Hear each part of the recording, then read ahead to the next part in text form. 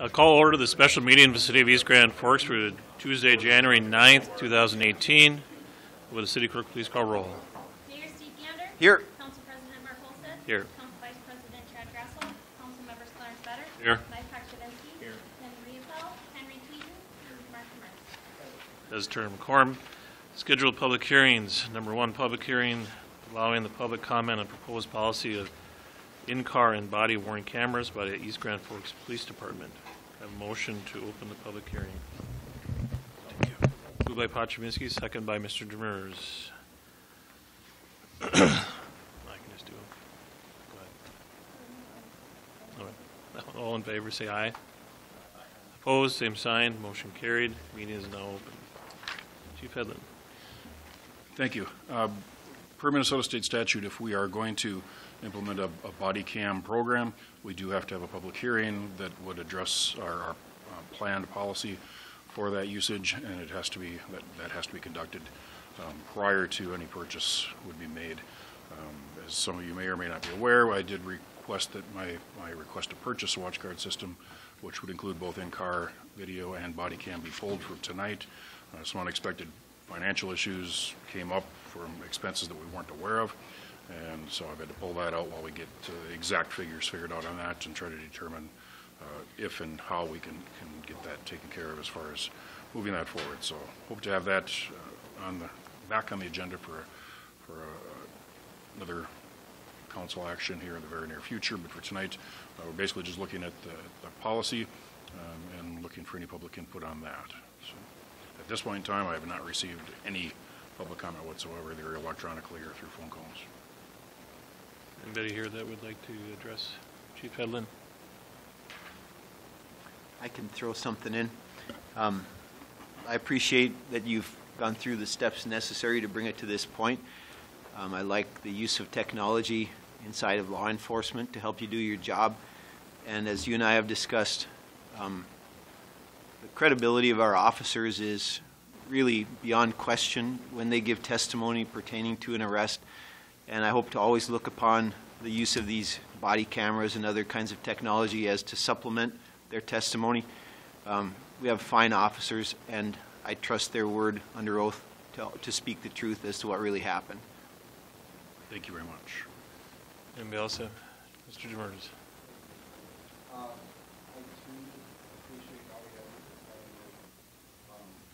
Bringing the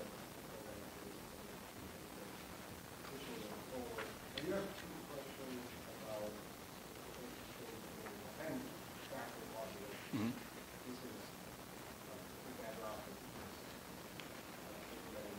Yes.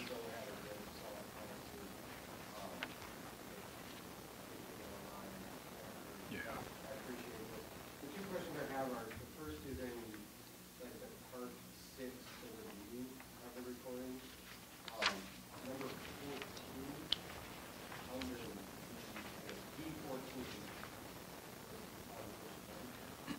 Yes. It talks about supervisors should not access or use audio, video, data, under their supervision for the purpose of surveillance and employee or disciplinary actions of the employee, etc.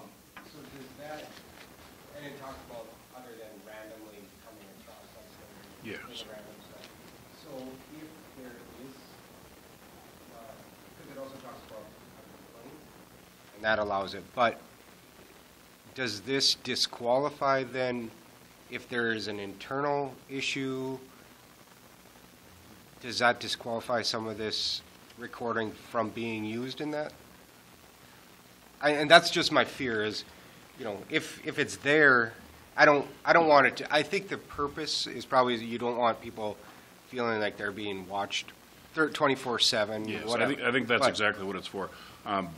If the video is available, we certainly can use it if there's a complaint against officer or we become aware of behavior that they've done. We certainly can use the video. I think what the intention here is that we're not going to be targeting an officer and conducting surveillance on them with the cameras. Right, but if you have issues, and I'm not saying you do with any officer currently or in the past, but if there is an issue with the way someone's doing something, I could see the language in this being used by LELS to say, you can't use anything that's in there because you're specifically targeting that person through this. And maybe that's not the case. I would just ask Ron to maybe go through that a little bit before the next meeting, because I understand the most part of that is to make sure that we're doing the correct evidence gathering, making sure that we're recording those interactions. But the side product is that we're able to monitor our staff a little bit better. Yes. Or whatever. So it shouldn't be the primary purpose, but if something comes up, I think that the staff or you or management should have the ability to at least address it. And I think the benefit for the employee is that hopefully it could get addressed earlier than later, Yes. And we could deal with it without having, repercussions. Yeah. The majority of this policy was taken from League of Minnesota Cities, what their recommended policies and practices are, along with state statute information, and then some information from some larger departments in the state that have had body cam policies for quite some time. So almost everything here was stolen in one Right. capacity or another. And I believe in my interpretation of that is simply, say, for example, you're an officer that I'm suspecting of wrongdoing. My interpretation of it, and Mr. Galston might have a different one, would be that I'm not to use the body cam to basically conduct surveillance on you in an attempt to try to catch you in some wrongdoing. I don't think there's any issue whatsoever with us using it if we become aware of you having done wrongdoing to review past video or audio to determine whether there's any past record of it. It's Okay, just- and like I said, I just want to bring it up, maybe have Ron take a look at it, see Yeah, if and I he appreciate can his poke some opinion on holes. that, absolutely. And then the second part I have is 2 down on number 16. It says, in no event shall any recording be used or shown for the purpose of ridiculing or embarrassing any employee. I would agree full-throatedly, but I would also add, strike the period, comment, or subject, just making sure that, it kind of goes without saying, good but point. it's not Absolutely. just the employee that Just we want to absolutely, protect. that's a So, very good point, and I think that would be a wise addition. Okay, so those are the only 2 I have in the policy. Other than that, I really appreciate it. Does anybody else have anything at this time?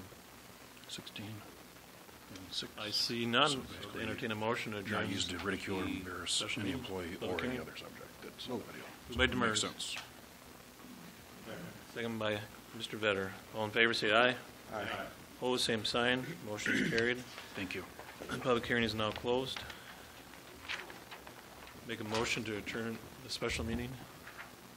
By Second. Vetter, second by Pachivinsky. All in favor, say aye. Opposed, same sign. Motion is carried. Special meeting is now adjourned.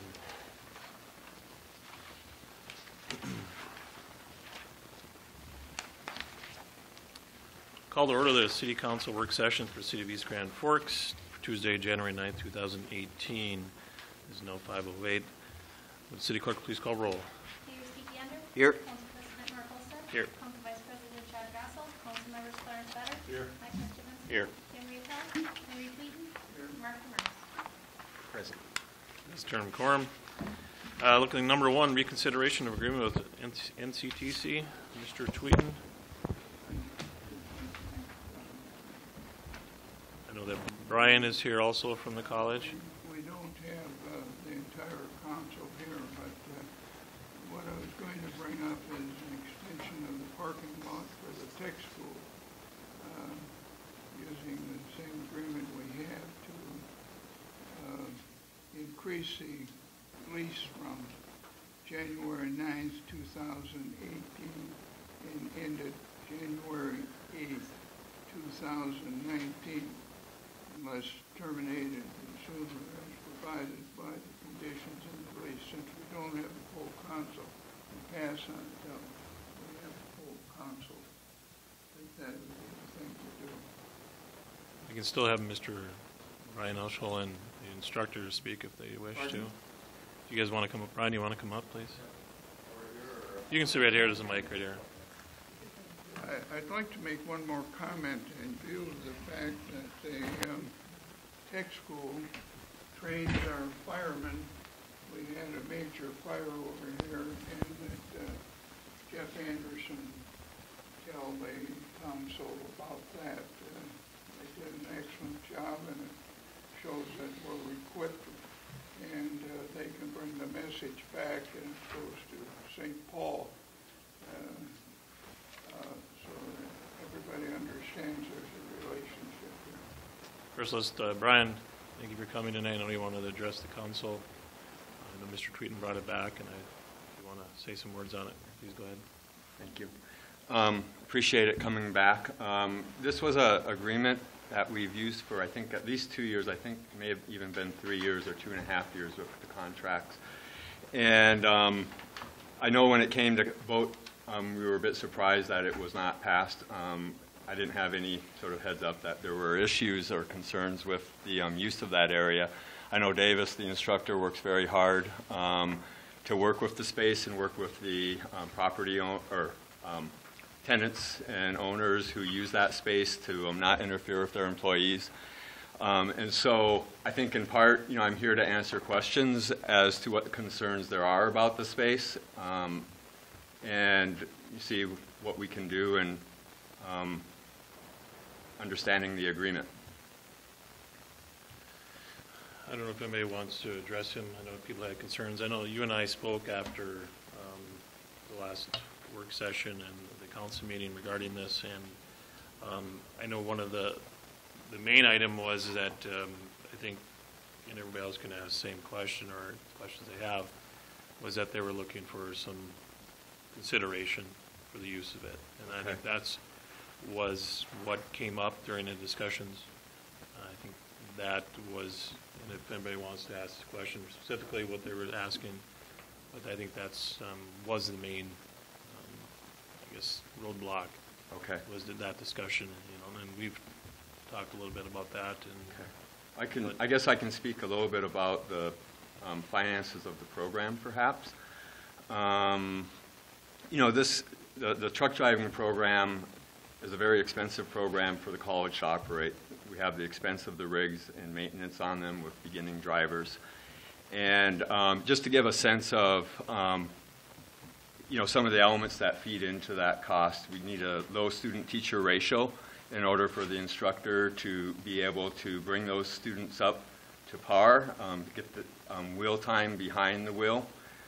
This space is really vital to us. As a state agency, we are not able to cross over into North Dakota for training, and so we need something on this side of the river, and we need a space where they're able to do low-speed maneuvers within that.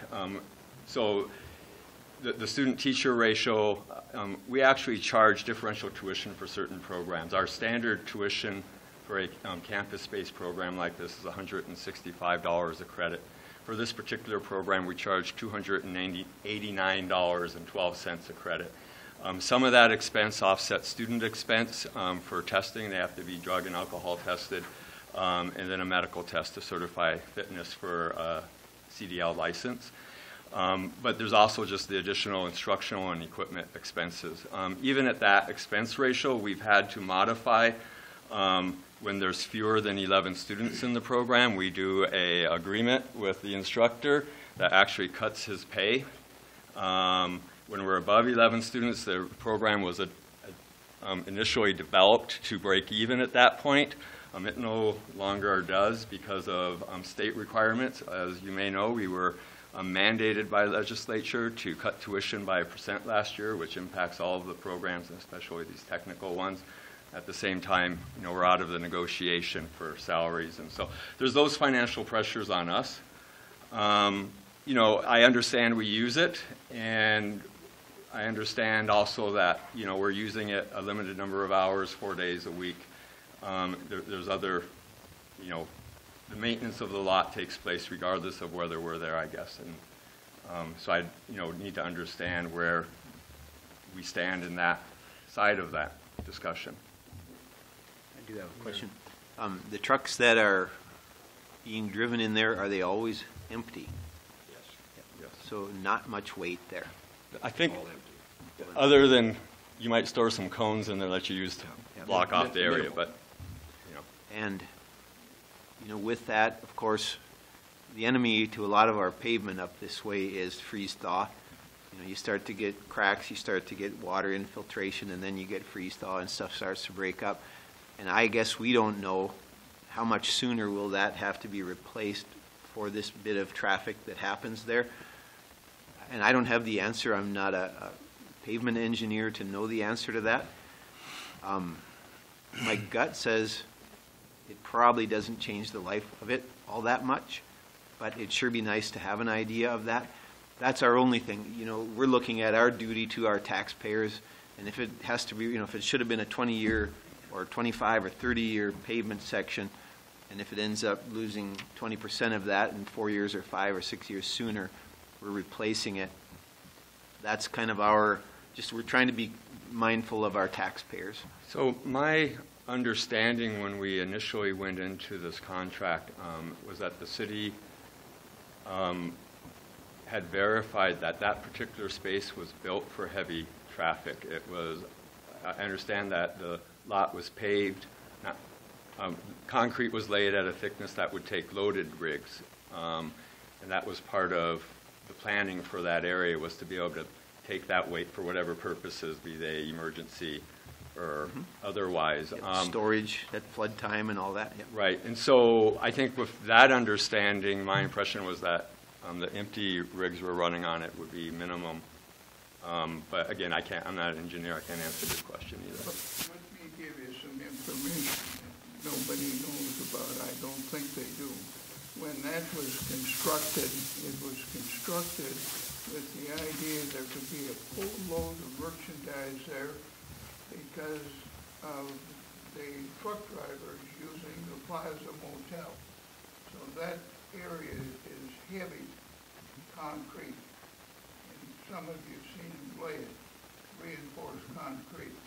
So this was part of the reconstruction after the flood. I would sure love to hear an opinion from our engineer. You were here. So Oh yeah, I was here. remember. Love to hear an opinion from engineer. Are we substantially, since it's concrete and not asphalt, I know there's some tight turning and whatnot, but with a concrete surface, are we substantially reducing the lifespan of that asset, or is it kind of neutral based on other factors?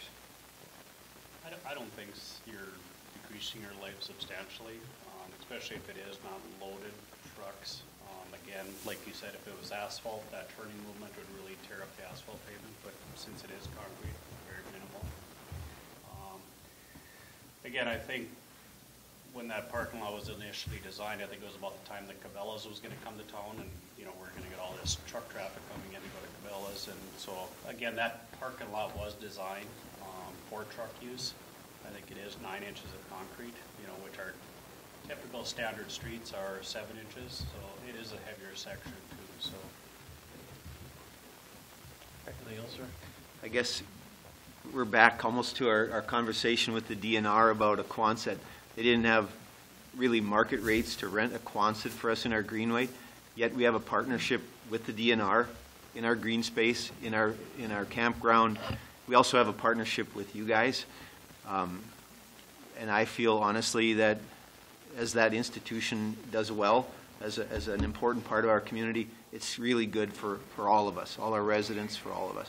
I think something that's important to understand about this program is, you know, it is the students in it get many more hours of training than they do in employer-sponsored on-the-job types of programs.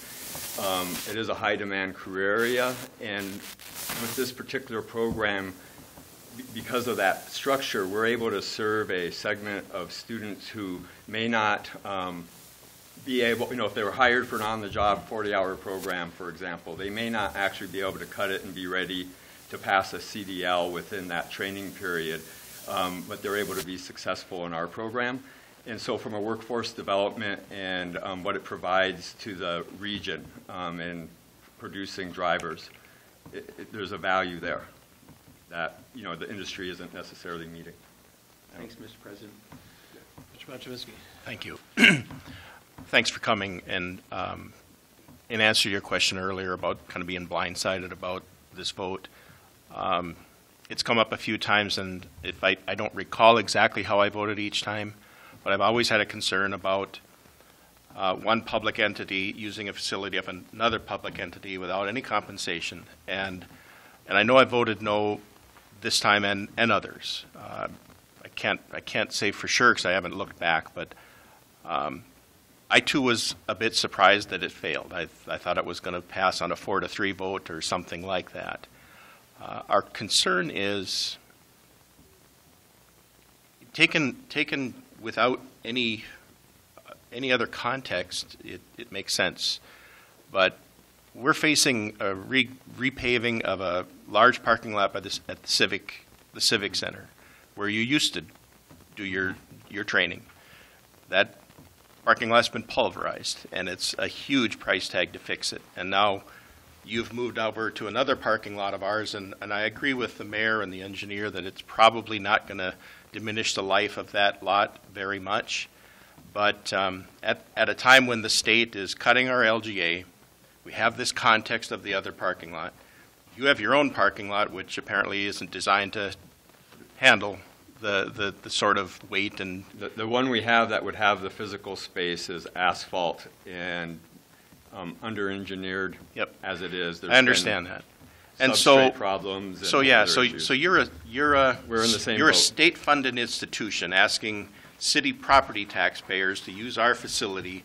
At the same time, the state is cutting our funds. So it's sort of there's maybe a little bit of politics involved.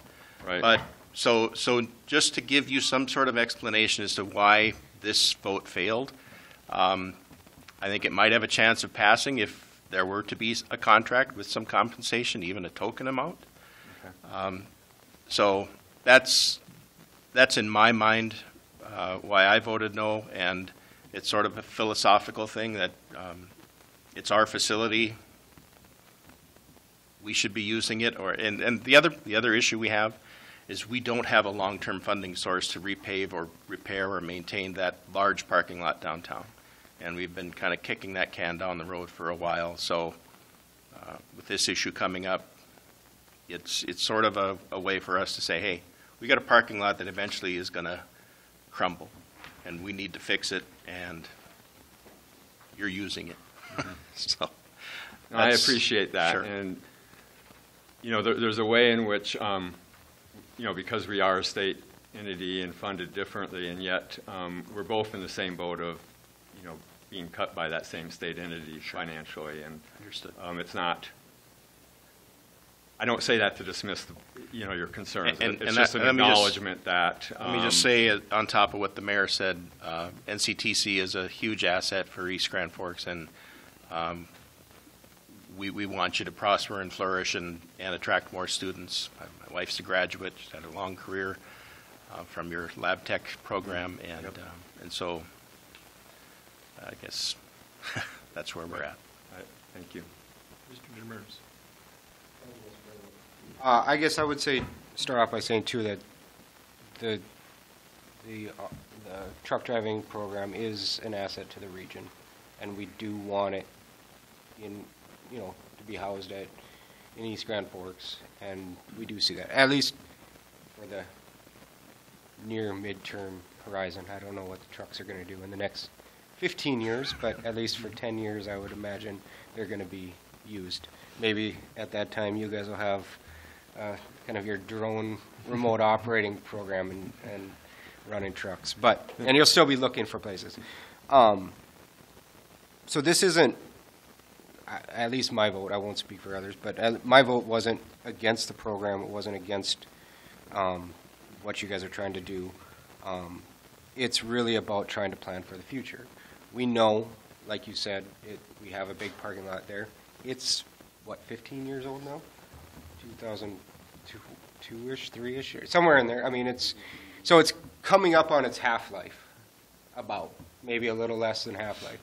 We know that we have to start preparing to pay for it. Yes, if it was heavy loaded traffic, it would be putting a lot of stuff on there, but pavement in general, the biggest wear factors on it are sunlight and freeze thaw around here. So it gets a lot of sunlight and it gets a lot of freeze thaw. The age of it is going to be what it is. So we need to start planning on how we pay for that. If we want to have another 9-inch section there, it's going to cost, in 20 years, it's going to cost millions of dollars, not just $1 million. So we need to start figuring out how we pay for that now. And part of the thing is if you want to have that 9-inch section for 20 years, we need to get buy-in from the college, from the state, or whomever to say this is how we're going to fund it in 20 years or 25 years, whenever it needs to be done.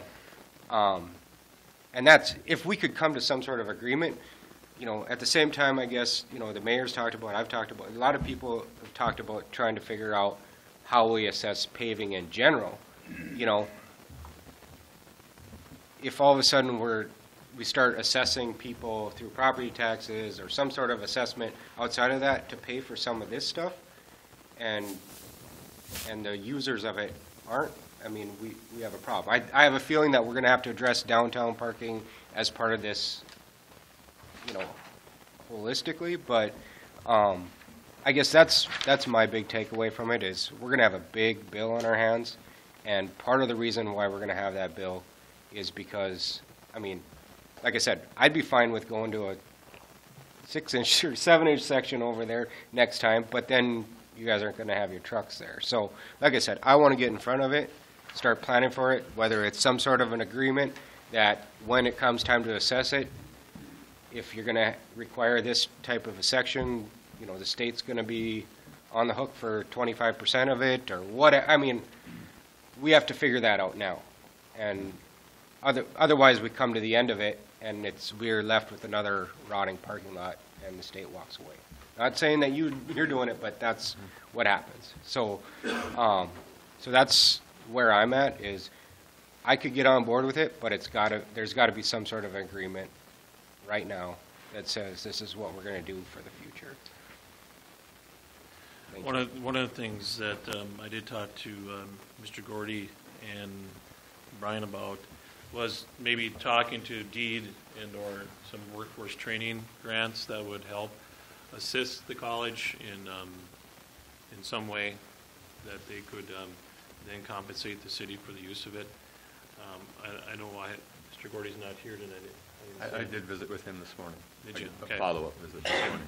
I know that after I spoke to him, I spoke to you, and you guys got together. So I'm not sure where that's at or what.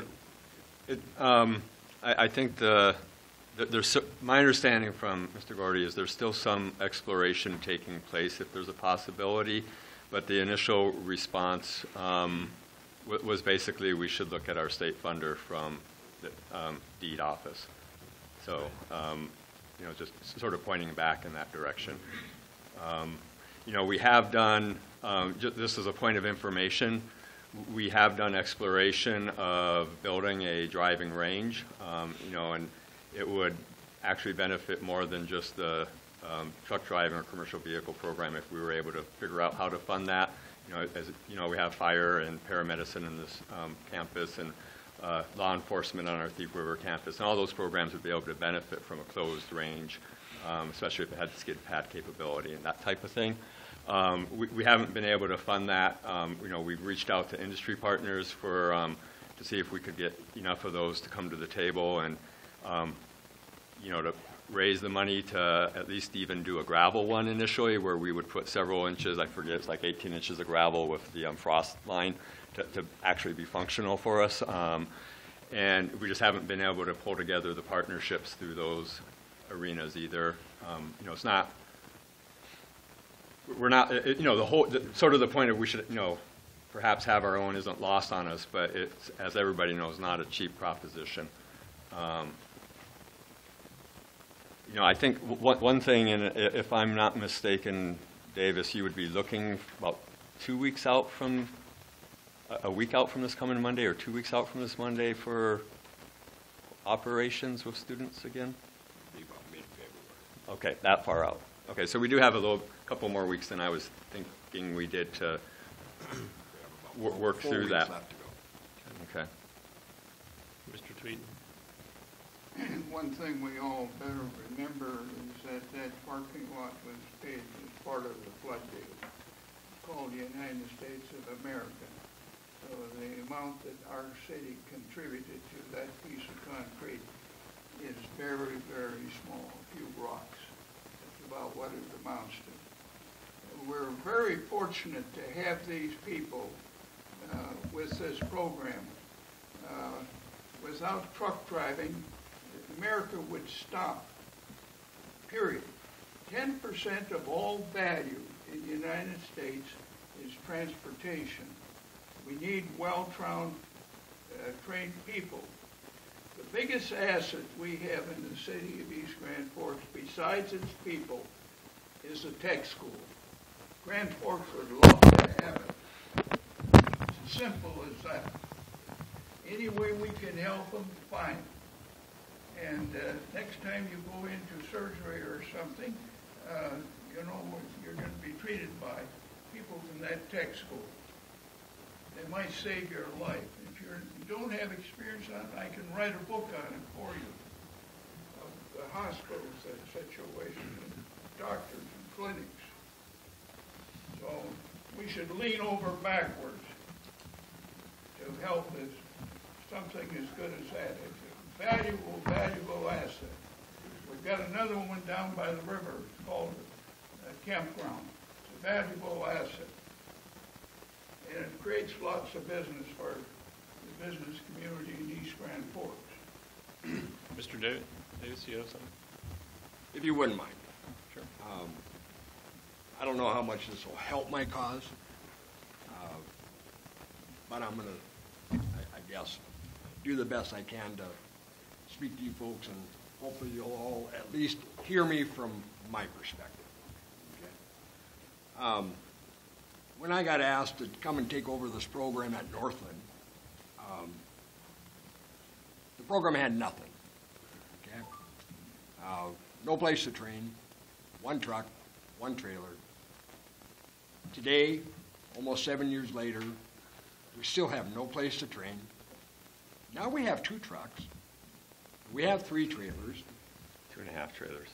2.5, yes, because one is in need of repair, which is sitting waiting until we can get it repaired. Doesn't matter if I don't have a truck to hook up to it. What I can say, though, is I have worked with in excess of 200 people since I've been involved with the program, from varying degrees of experiences, the majority of them, none. Okay? And as we drive around East Grand Forks, we do a lot of our training right here in town. If you all pay attention, you see us running around here all the time. That's kind of my format of training. Making really slow left-hand turns. Yes, sir. Yes, we do. But what I see as my students are training, and as I watch other truck drivers engaged in their daily activities, I see a lot of things that shouldn't be happening, okay, from that perspective, from these professional truck drivers. I see from you folks. As you pull up to the intersections where we're sitting, you know, getting ready to make a turn, I see you back the vehicle up and, you know, get out of our way. Only to be astonished and shocked that our people are being trained to navigate that truck in these tight spaces without hitting you. We need the space to accomplish that. We do a lot of that in a lot, where we start learning how to manage and control that space around that vehicle. That being said, you know, I'll do what I can to keep this program going. In 2 years' time, under federal mandate, it's going to be mandatory. If any one of you want to get a CDL, you're going to have to go to a school. That's already on the books as a law. It's not widely publicized, but that means anybody, in 2 years' time, in 2020, anybody who wants to get any category of a CDL, they have to go to a certified school that's on the Federal National Registry. We hope our program will survive long enough to reach that end, okay, and as well as beyond that national registry, okay, because you're talking your bus drivers, you're talking your smaller truck ready-mix operations, your big truck operations. There's even discussion to force the fire people to get a CDL. That's been going on for a while. My take on the federal government, once they start talking about things, it starts happening. It might take a few years, but it'll eventually come around and get there. Same thing with the farm community. been pushing for the ag community to get CDLs as well. So, as we look at this, Northland is in a position where it's the only training institution right now in the entire northwest quadrant of Minnesota, the entire northeast quadrant of North Dakota, okay? We would like to see Northland become the place to go. When it comes to the industry at large, I don't have any problem with the industry in this region after these years of developing the training that our students get and the proficiency that they come out of the program with getting higher. I mean, they are gobbling our graduates up left and right, okay? And we take painstaking efforts to keep the program running, not only not getting into the red, you know, keeping it in the black, even if it means, what it means to anybody, I don't know. But, ladies and gentlemen, I sit here and I take a pay cut willingly because I believe in this program that much. I love the career I work in. It's been very good to me. But I'm a firm believer in doing the job right. And I have learned through experience that too many schools are not teaching the job right. I got a meeting to attend later this week, via the fourth meeting in a series that we've been attending with the Transportation Center of Excellence out of Minneapolis. Okay? We're meeting with the Minnesota Trucking Association. They've gotten involved. Minnesota stands to see, over the next handful of years, a shortage of truck drivers upwards in the neighborhood of 17 to 20,000. There are 16 schools within this consortium of M-State that run truck driving programs. Yes, there's a few independents as well. We can't keep up with that kind of demand. None of us. But yet all of us experience the same issues. Some of us have no place to actually do the training, so we fight and scrape and get by with whatever we can. I run my guys through mud fields. I've even attempted to try to use one of our open lots in the wintertime when it froze over. Didn't get froze over enough. We got stuck because I'm trying to find some place to conduct this training that they need to pass these federally mandated tests.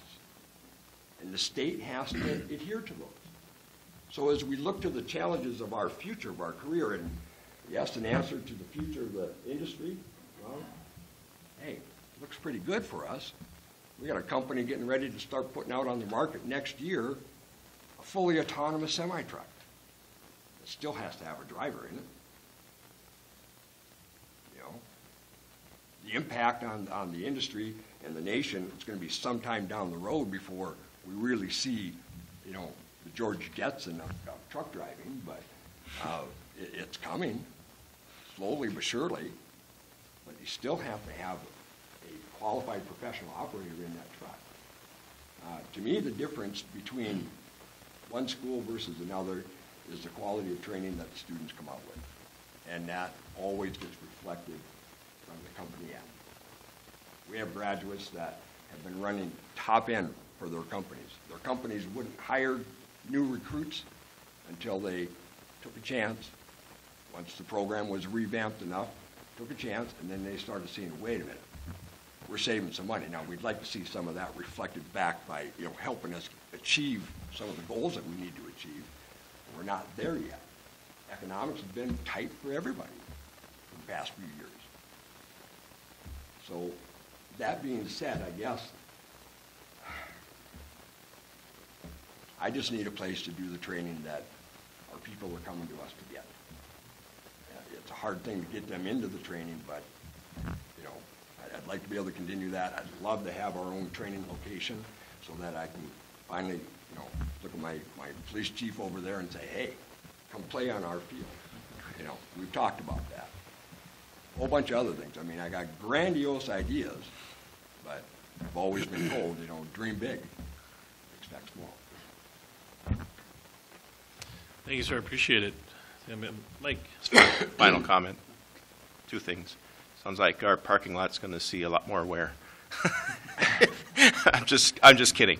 I would like to find a way where we can come to an agreement. I think Mr. Demers has had some ideas about how we can go there, and if Mr. Gordy is successful, or at least in my mind, if we start down that road, I'd be willing to say I'd be okay with voting for a contract with the hopes that we would find some sort of compensation down the road. Anybody else have anything? I know that I did reach out to Brian. We ran into each other and sat down and talked about it, and that's, I'm glad you and Mr. Gordy got together, discussions that we had.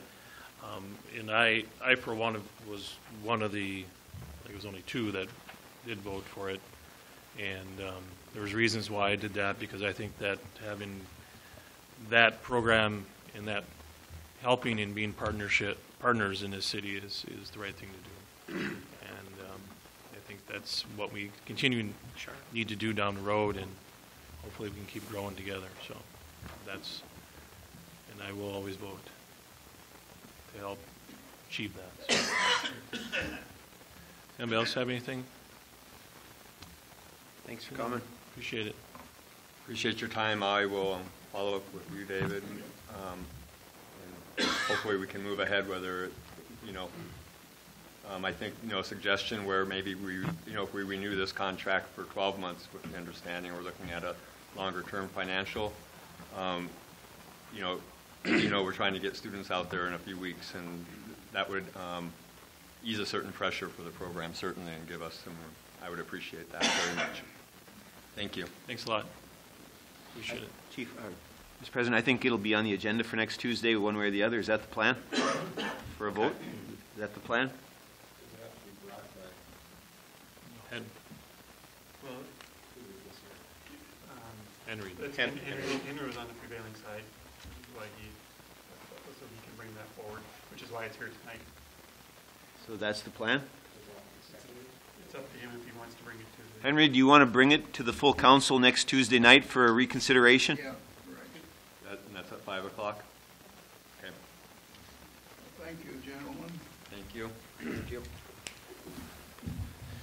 Move on to number 2, consider change of scope to the 18 AJ2 project. Mr. Emery. Thank you, Mr. President. I guess as you're all aware, as part of our federal project for this year, the intent was to do basically a complete street reconstruction on Bigland Road, or I'm sorry, on Reinhardt Drive from 6th Street up to Bigland Road. As we've kind of continued to do some preliminary layouts, design type stuff with Alliant Engineering on the potential roundabout at Bigland and Reinhardt, and getting some drawings from them, it's kind of become evident that the impact on Reinhardt, where there may be a fair amount of reconstruction, realignment to get everything to work right there. So with that, I guess my thought is I don't want to see us do a complete reconstruction on Reinhardt Drive to potentially in 4 years tear up a couple hundred feet of it. Nor do I want to be, if we do a complete reconstruction, do I want to be tied to that? So I guess my thought at this point was, in lieu of complete reconstruction, maybe we just look at a mill and overlay. Just construction-wise, we're looking at probably $266,000 less. So that's my thought there. And then if we decide to go that route, again, to try to maximize our full federal dollars, because they're at 80/20, we get 806,000. We got to be around 1.1 million approximately construction dollars. So my thought was, and one of the options we looked at earlier last year when we were looking at options for our federal project was on 17th Street Northwest from Highway 2 to River Road. Do some ADA improvements along there, get all those intersections, everything, get the ADA ramps, get them into compliance with ADA standards. My thought there is the city's currently going to be working with MPO on a kind of an ADA transition plan. the last 3 years as we did mill and overlays, a lot of these intersections we've tried to address with putting in handicap ramps and bringing them up to code. 17th Street Northwest is concrete street section, was put in 95, 96 timeframe. Is in good shape, so I don't really see the street itself anytime in the near future having a complete reconstruction. So I guess with that, you know, I don't know when and if we would ever do the ADA ramps. So again, I think it's something the city's gonna have to do. So I just see this as an opportunity. We got some funds to do it. So that would be the option that I would look at adding.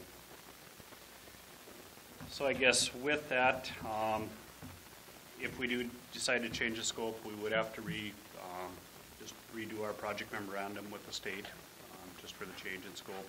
And then also to add 17th Street on there. We would just include that in our amendment to our project memorandum. So I guess with that, I'll kind of open up to any questions. And then the second question I will have for you is, when we were looking at the complete reconstruction, I think we were looking at, according to our policy, we would assess about 30% of that. That's kind of what our assessment policy is for state aid streets. My thought is on this one, being it's kind of a maintenance type project, it might be short term, maybe 4 years, and then we'll be redoing it anyway. You know, maybe we don't assess it, maybe the city just picks up that cost, but if you desire to, we could still look at assessing the mill and overlay. But I guess that's something we'd have to decide too, because if we are going to assess it, we'd have to do a report of feasibility, hold the improvement hearing for the cost for the mill and overlay of that section. Regardless, the city's probably picking up about half of the cost anyway with owning senior center on the west side, so the city's still going to get a big chunk regardless, even if we do assess it. But I guess that's one question I'd like to have answered to. Questions, Mr. Gander? I want to go back to the first part. When Mr. Stordahl and Mr. Emery came and visited with me about some of this, I had to give him a little trouble and say that is not something we want to be part of, because that's common sense. And here in the City Hall, we can't be accused of having common sense. But in fact, it really is. Too often, we do a project, and then 1 or 2 or 3 years later, we change it up, so you have to tear up brand new concrete, come back with new paving, whether the grade changed or the dimensions of it changed. And so it's a chess game. If you can think that 2 and 3 moves ahead, you can save the people a ton of money.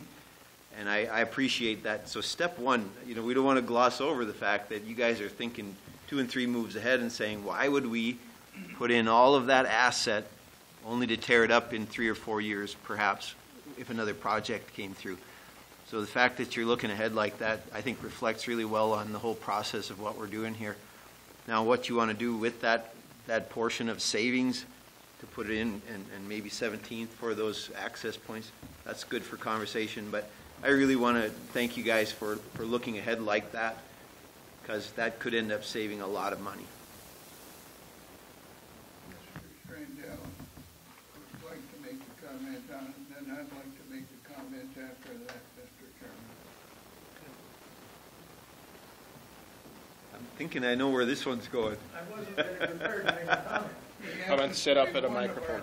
Great county commissioners. Come on over here, there's room. Project he should be involved with. I can move this from wherever. There's no but the mic, you see, because we're televised. Oh, that's good. Have a seat, my friend. My thought is, as the roundabout proposal keeps surfacing, is that you're trying to address a problem that exists for 20 to 30 minutes a day on 1/2 of the days in a year.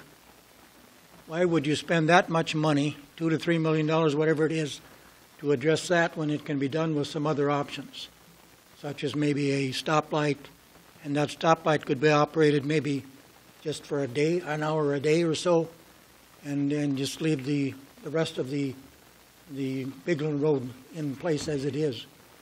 But that's just my concern. I think it's an overkill. And I would hope you would consider that as you go forward, that it's just a very small part of a day, 20 to 30 minutes in the morning, when mothers are hauling their kids to school, and the rest of the day there's no issue there at all. Mr. Tweten. Thank you, Mr. President. And the answer to it is signals. We take the money and take and put. Thanks, Stephen. We take the money and we put signals there. We contact. We have a committee. We have a committee including the president of the council, the mayor,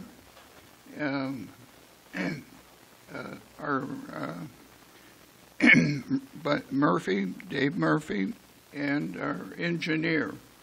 And you take care of two problems.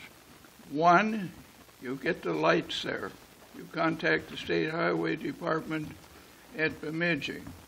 And number two is there's a school crossing further down Bigland Road.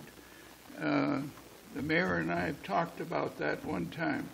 There should be a signal there because the children go across the street and go into an elementary school. But I agree 100% with Mr. Strandell, and if he'd work with this committee, tied into 58, work with this committee in the future for any county roads in that area, and we should set up a relationship. We have Mr. Dietrich, another county commissioner. When we get matters on the north side of the city, we should be working in with the county. The county dovetails in with us. We work together, two levels of government. That's called efficiency. And to take and go in there and ruin the lives of at least 4 people, maybe many more than that, plus a business, to me doesn't make sense. And people like it there. Now, one thing we should do out there, the engineer was instructed to shoot measurements in regard to repair of the parking lot. The appearance coming into the point area should be very, very attractive. It's a beautiful area. It's been indicated by building permits. You got 3 building permits for new houses in North End. You had, I think it was either 13 or 16 down there.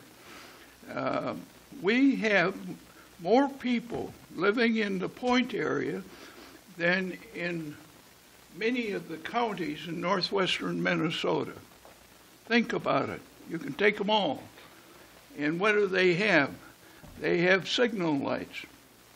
And if we have problems with the state of Minnesota on it, then let's take it as for the highway patrol to come down there and direct traffic. I think you'll get some results when you do that. If there's any question, we can put our money into it and we're much better off. But we shouldn't take and hinder development like we're doing in the present situation. Mr. Emery. I appreciate Mr. Strandell's comments and Mr. Tweeten's comments. Again, the intent tonight is not to decide if we're going to do a roundabout project. What? The intent tonight is not to decide if we're going to do a roundabout project. It can happen. I've seen this kind of stuff happen before. We suddenly got some engineers, some experts coming in. I'm familiar with roundabouts. You got one across the river. It was built when nothing was there. I'm familiar with the one in Deep River Falls. Your foreman is involved. Yep. Nope, I understand that. And there's others. But, Mr. Emery. Mr. Emery. Yep. Again, all we're looking to do tonight is, again, with the potential roundabout being in the horizon, I mean, the earliest may happen is in 4 years when we receive federal sub-target dollars again. So we may not even definitely do anything for 4 more years. But again, my thought is I just don't, at this point, I don't want to tear up Reinhardt Drive or totally reconstruct Reinhardt Drive. to basically tear up half of it again in 4 years if the roundabout does go. So again, all I'm looking for is authorization just to do a mill and overlay on Reinhardt Drive at this point. Even if it's a 50-50 chance of doing a roundabout or 40-60, you're just looking ahead and saying, let's not spend the money and rip it up. Right.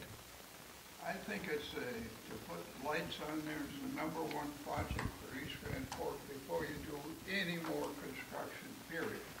And tomorrow would be a good time to start. Mr. Demers.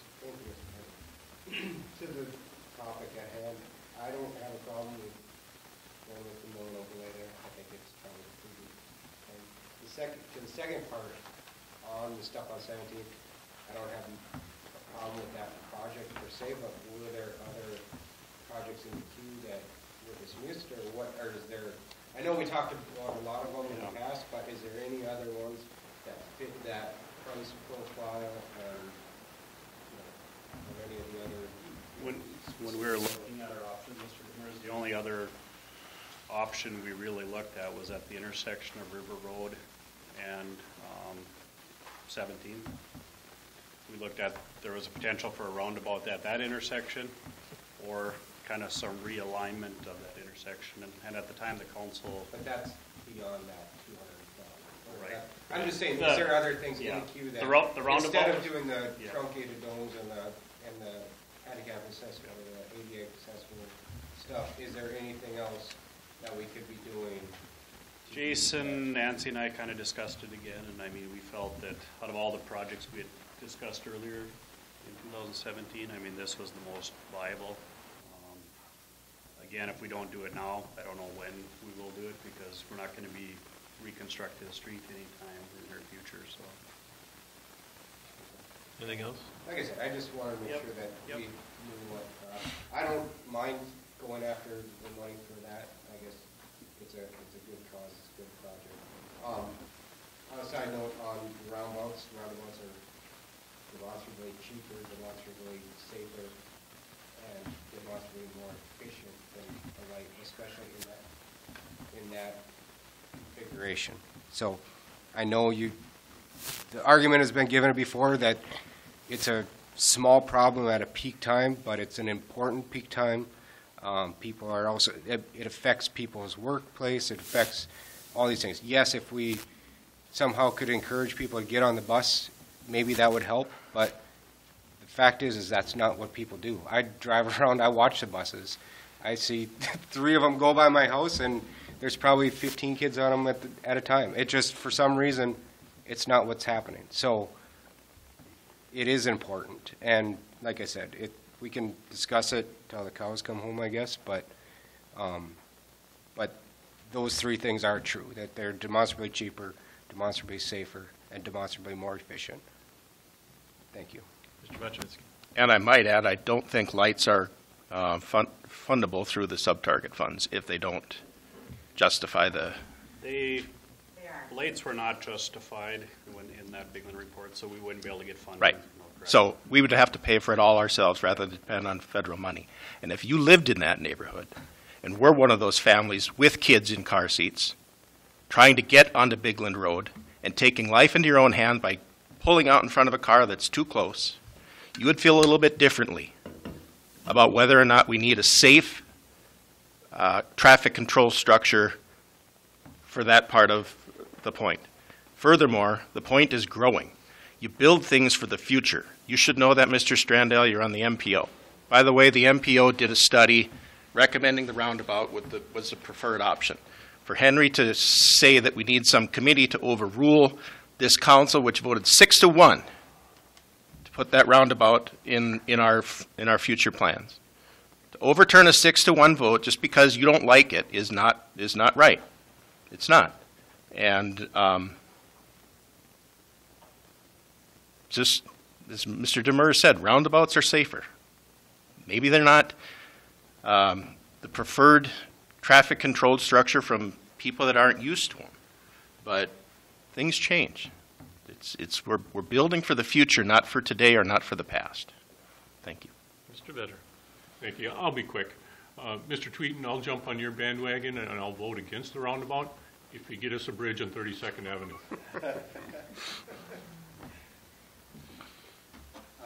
Mr. Gander. And once again, I like the 6-1 vote. I think if someone would put a roundabout in there at no cost, it would perform really well. You know, if they took care of the neighbors, if they took care of relocating all the utilities, and if it went in there at no cost, it would perform extremely well. The trouble is the cost. And so the $1 million plus or minus from the feds and what could be up to $1 million or so local share, that's going to be the obstacle. I have nothing against roundabouts, and it would perform very well at that spot when all costs were attended to. The trick is in the cost. I'll just say too, when we're talking about the golf course with its light tower, or the tower, we heard about how there's a light flashing in the distance of, what, a quarter or half a mile, about how that was keeping people awake. Just think about putting lights in someone's neighborhood or whatever, and how much trouble we're going to have from them. So, Alrighty. I think we even looked at doing stuff farther down, but I guess going to look for grants and funding, people who were in charge of that didn't think we could do that either for safety of the kids. So, anybody else have anything? Is there any I don't think thoughts anybody on- has an issue with that. Any so thoughts far. on assessing it versus just city paying for it? Is it 100,000? Is that what it is, What's that? roughly? How much? What was the final dollar amount? Is it? Well, Is that right? So if that's the case, I mean, if we assessed, let's say 20% of the 83,000, that'd be 16,000, Right. and you could assess the, you know, the engineering, admin, legal. You know, we're probably looking at a total of 35,000 in assessments.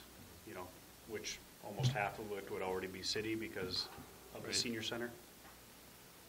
and you're probably talking about if things go well financially, you could afford it. In 4 years from now, you'd be talking about reassessing them. That's the thing. I mean, I would say just I would pick up the rather $16,000. My thought is the city pay for it now. That way, in 4 years, when we do reconstruct it, we assess the reconstruction. 4+ or whatever. Yeah. I'm fine with that. Okay. Alrighty. Thank you.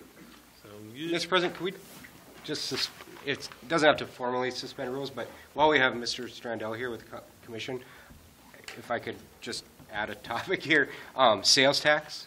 I've had questions. I don't know if you know the answer to this, or if Carla or our attorney, but I've been asked by two different people that how people pay the use tax if they buy something in North Dakota and bring it over. Do they pay a percentage? Do they pay us first, or do they pay you first, or who do they pay? I don't know. I'm not into that end of it, but Do we have any, I mean, or I'd like to see analysis and see what, or how that's going to be paid out and what the effect on time will be. Megan, didn't we look that up, and they said if you purchase it in North Dakota, you pay the North Dakota fee, you don't have to come over and pay the fee. No, you pay use tax when you, North Dakota's 7.25 and ours is 8.25. So you have to pay the percent if you buy something over there and bring it over. Well, now we have a percent, or 1.5, or 1.25% more here. So who gets paid first? The city, the county, do you split it, or what? Our sales, because we have a local sales and use tax, and everything is collected by the state, and then they will submit our portion of it back to us. So, I know, but as a person a company in the city, if you purchase something in North Dakota and bring it back and use it in East Grand Forks, you have to pay the difference between their sales tax and our sales tax. And now our sales tax is bigger than the difference between. So now we need to know who gets paid first, or do you have to, do all the businesses have to do some sort of proportion on their say and say, 75% goes to the city, and I guess once we figure that out, I'd like to know what the difference in time or revenue is going to be on our portion. If you tax, you would just pay the total fee, and the state actually decide where the money goes. It would just still be one lump sum. You'd still pay the 1.25 in addition. But where does it go? It just goes to the Department of Revenue, and we I know, but who gets it? It's not 125, it's 1% difference. No, it's 1.25% because you get full county, you have to take full county. The difference between Minnesota and North Dakota is, Then the state would decide. You would just pay so we need to know what you get the, use form and that would be it. we need to know what the difference in revenue coming in and what that's going to affect our revenue versus timeline. You're saying if they don't file their form? No, I'm just saying is because of this, potentially our tax revenue is going to go down. We could potentially get less than 1% on stuff that's coming in from North Dakota. So,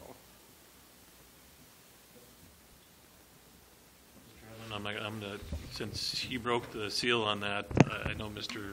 Anderson's been sitting here and was asked to come talk about the fire that we had.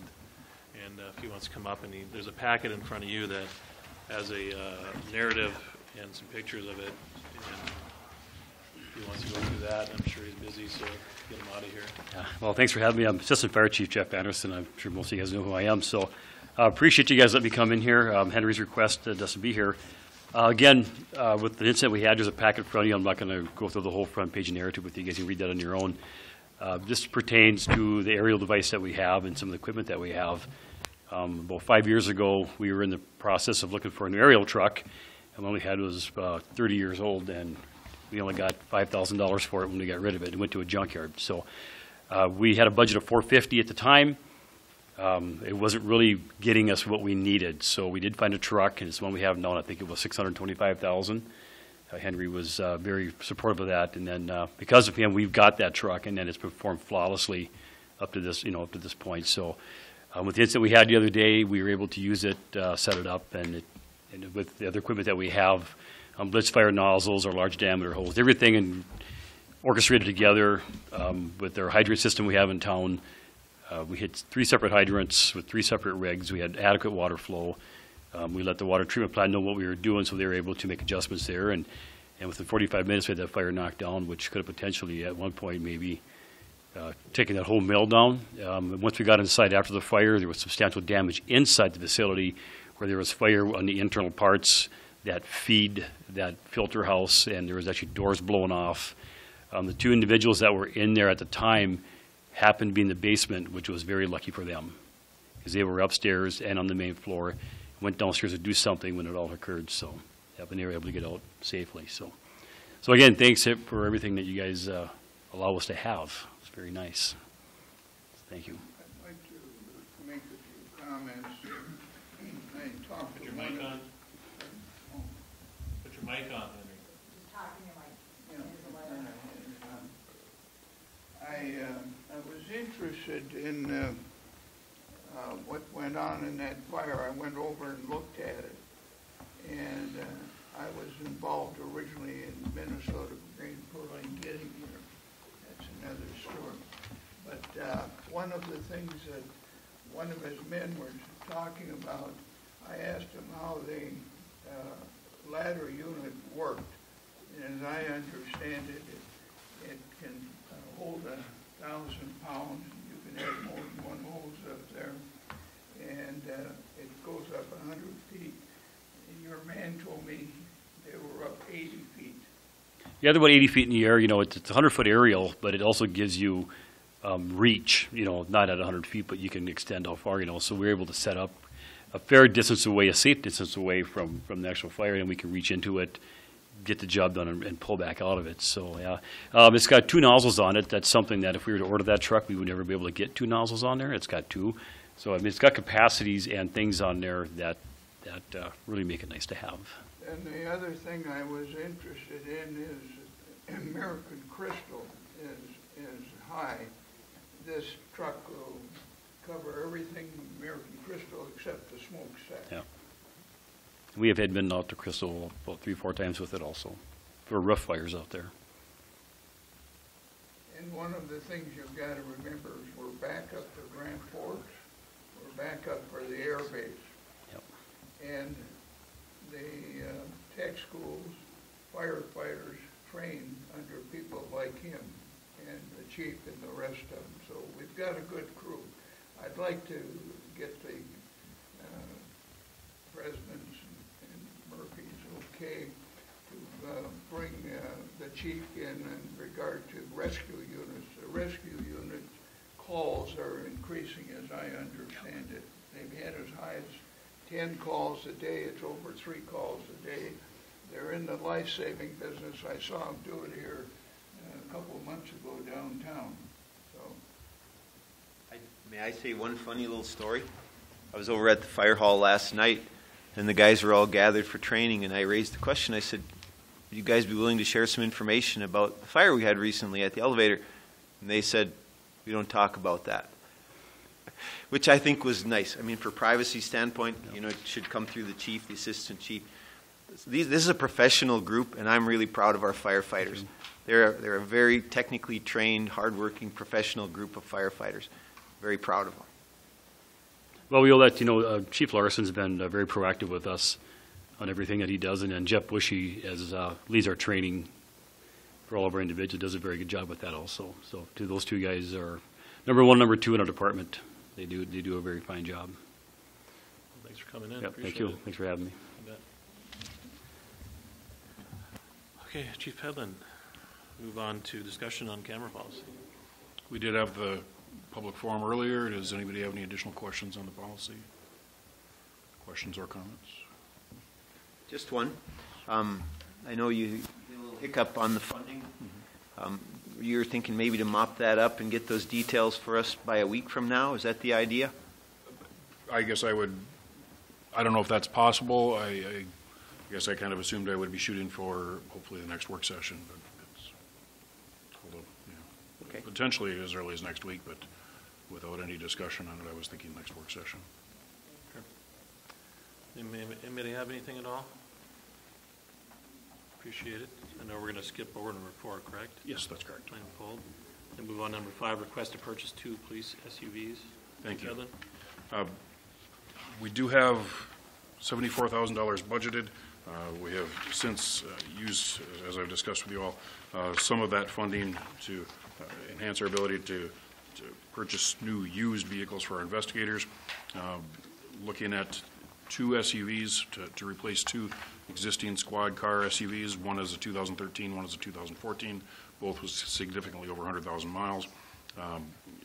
Cost for each of these vehicles, considering striping, all the additional equipment that we need to have on, and the implementation of that, or excuse me, installation of that equipment, comes to $33,229.37 per vehicle, or about $66,458 for both.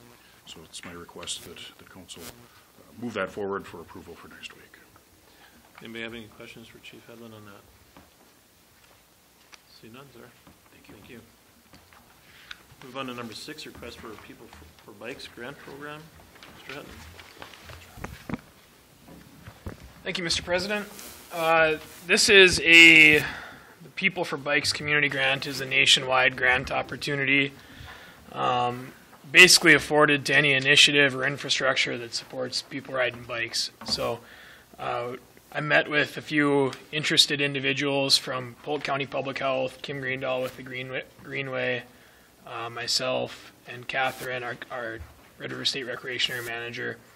And we looked at potential options that we could apply for this funding for, and thought that the Kennedy Bridge Trail Connection, which is due to be done this coming summer, would be a good candidate for us to apply for some extra funding for. The potential cost for that project, or the estimated cost for that project, is $33,000 to tie the new bridge into the existing Greenway Trail. And if we could apply for this grant funding and were to receive it, it would just help offset that cost. So just really looking to make you all aware of it, that we'd like to apply for it. The letter of interest needs to come from us by January 19th to be able to get in. So the letter of interest will be the easy part. The final application is due, I believe, sometime in March. I haven't looked that far, real detailed even. Anybody have any questions for Reed? I see none, sir. Appreciate it. Thank you. Number 7, discussion on Parks and Recreation Commission. All right, thanks again. Mr. Gallstead and I had a chance to meet a couple of weeks ago regarding a Parks and Recreation Commission, Parks Board, however you want to term it, following the previous work session in November that we discussed it on. his direction has been that we should organize it as a Parks and Recreation Commission rather than a Parks Advisory Board under Section 4.2 of the city charter. The biggest reasoning for that, and Mr. Gallstead, feel free to jump in if you have anything to add to this, is that the Parks Advisory Board under Section 4.9 of the charter gets pretty specific, talking about the park board having authority of all park funding and authority over all park spaces. Didn't cover recreation much at all. So it was his direction that Section 4.2 maybe would be a more appropriate way to do this, to be able to accomplish some of the discussion we had in the work session about this being really a group that looks to recommend and provide input to the city council and for your authority to vote on any policy changes or anything that we may want to put into place for our department. Mr. Gallstead, do you have anything to add on that? Well, the only, and that was he's succinctly stated by Reed. It's essentially, if you look at 409 in our charter, it would be setting up a separate board that would fund.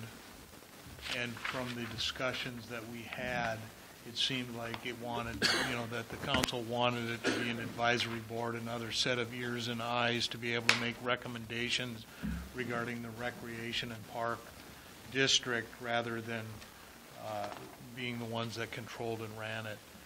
So that was my recommendation on that. And then I just took direction from Reed on the composition. The ordinance just specifically says 7 members. I would say that that's a policy decision. It could be more. If you wanted to have more members, that would be a part of that. I did include the ex officio members.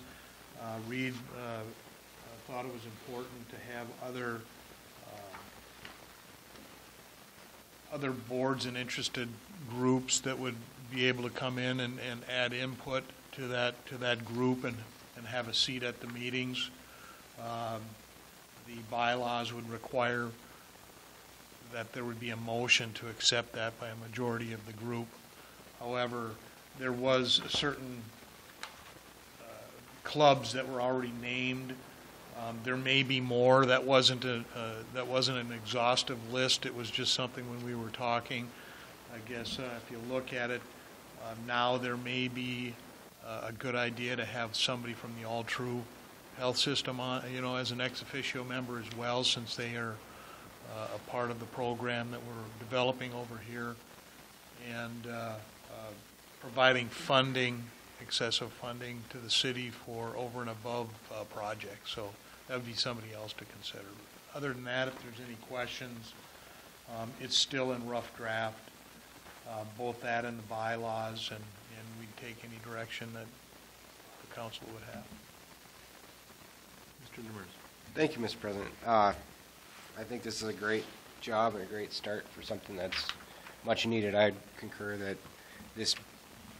it was in my intention that this was much more of an advisory and communication board rather than a funding and administrative board.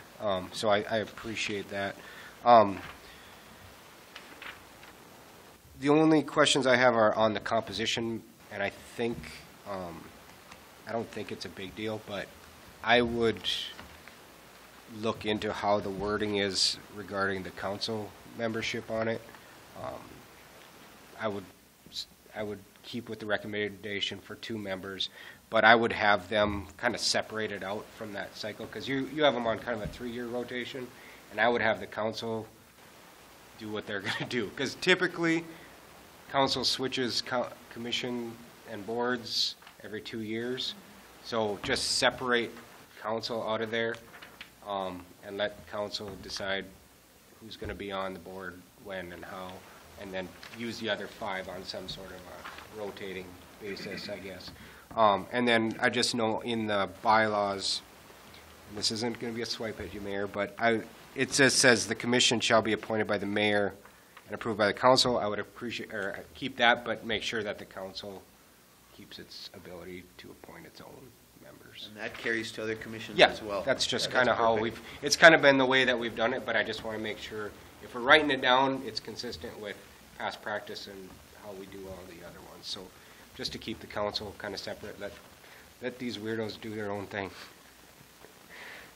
Mr. Vetter. Thank you, Mr. President.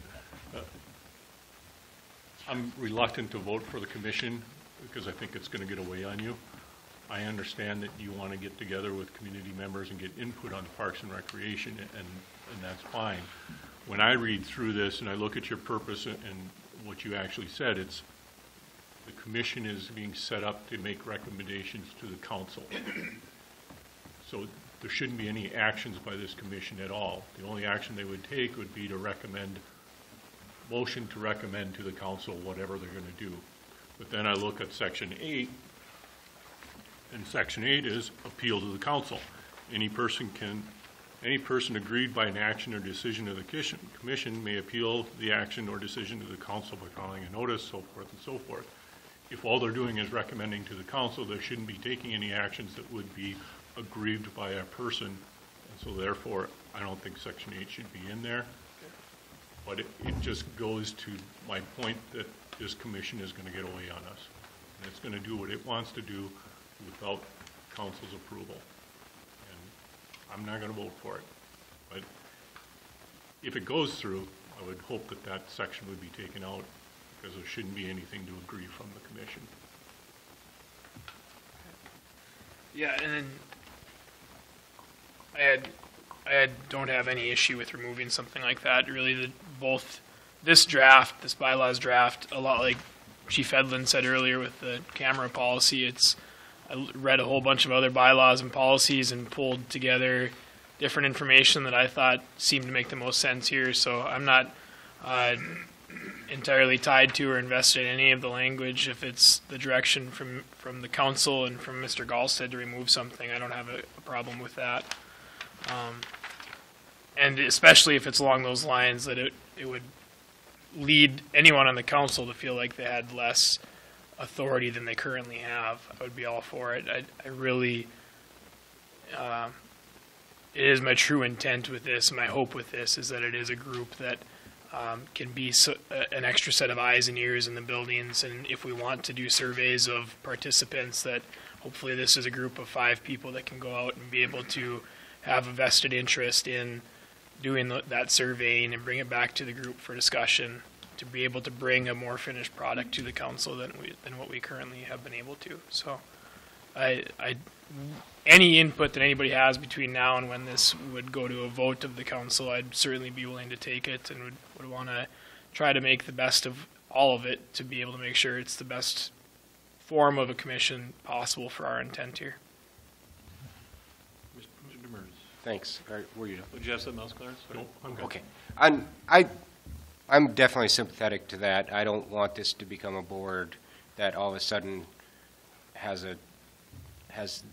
full reign over the Park and Rec budget and gets to decide everything about that. And I would hope, I don't think that's the intent, and like you said, maybe it'll get away. I don't know. But that's part of the reason I think to split it away from that park board that's outlined in the charter. But I do see them doing some actionable items. You know, what I would, in my vision of what they would do, they're the details of, you know, putting together the plans, they're the strategic plans. They're the details of when it's time to pick out playground equipment around. That stuff doesn't need to come necessarily to us unless, like you said, there's someone that's like, this is ridiculous what these guys are picking out. Like, that's where I'm coming from. Like, the detail stuff, you know, is where I see this group being the hands-on, you know, more tactile, on-the-ground kind of group that can make those decisions probably 9 times out of 10 better, if not, or the same, if not better than us, and we don't need to spend time, you know, figuring out if we want red swings or blue swings or whatever, you know. So that's the type of decision level, and I suppose at some level someone could say, well, no, I want blue swings, not red swings, you know. So I would like to have some appeal process in there to make sure that it shows that there's some sort of federality to this, if not for another better word, I guess, that shows that the city council still has the final say. This is the filter, this is the maybe some of the early prioritization kind of stuff that would come up to us. I guess that's my vision, but I definitely see what you're talking about. I don't want this to be some other places. So I know the discussions that I've had with Rita about this group of people is that you'll be looking at the future, what we have out in our community now, and what our needs will be. I think that was one of the biggest discussions that we have had in the past year or 8 months, 6 months, whatever, how we can get the community involved now that we have, as Mr. Gallstead said, all true involved in some things that over in East Grand Forks for wellness. I think it's an opportunity for us to work with the community and have them boots on the ground, looking at, using their facilities, doing the activities. I think it's going to be a great sounding board for Reed, and hopefully that can lead to, bigger and better facilities, bigger and better activities that we have in East Grand Forks. Mr. Gallstead. Just to make a comment regarding that, it wasn't anticipated that there was going to be an actionable item that they would be able to develop without getting an approval from the city council. It was more if in fact there was an aggrieved decision or concept that was brought forward and it was voted down and somebody didn't get a chance to have their audience with this committee, a council, that they could actually appeal that, so at least it could get before the council as opposed to being shut down at the advisory board level, rather than the ultimate decision maker. So that's what if it gets removed, it gets removed. If it gets tweaked, or I could talk to you about language discussions, I guess. But that was what the intent was. How long do we keep recordings of these meetings? Indefinitely, insinuating. Okay. On the membership issue, if it says that the board has the ability to elect or add additional ex officio members, does the council have sign off on that? I mean, they don't vote, so it doesn't affect that, but just wondering. And then secondly, and I guess it's kind of the mayor's prerogative, but say the mayor decides he's going to pick someone from each ward, but each of those people on the ward are members of the Pickleball Association, and now, and I'm just saying that so that nobody gets ticked off, but is there any way that we can make sure that there's some sort of diversity, or are we just going to depend on the mayor and council to kind of just be checks on that? And that's fine too. But and that was one thing I did discuss with Reed also, is the diversity of it with the different activities and programs that we do have, to make sure that we did have that. And that was my thought also, right, just to make sure that everybody's represented in that. Right. And I guess it's, in some ways, it's up to the mayor and the council to make sure that we check each other and we don't have, and a lot of people in town wear multiple hats. They're on the pickleball team and on the baseball team too, so. But. Anybody else have anything for Reed at this moment? See none, sir? Move on to the next one, number 8, parks job description and request to hire. Thank you again. We received the job descriptions back from Springstead for the 2 ice arena supervisor positions that I had drafted an alternate job description for. One to be the supervisor of facility maintenance in the cemetery, and then a second to be rewritten. I labeled it at the previous work session the assistant supervisor of facility operations. When we sent it to Springstead, they suggested that the position reads more as a team leader than it does as a supervisor. So they suggested the team lead of facility operations be the job title for that one.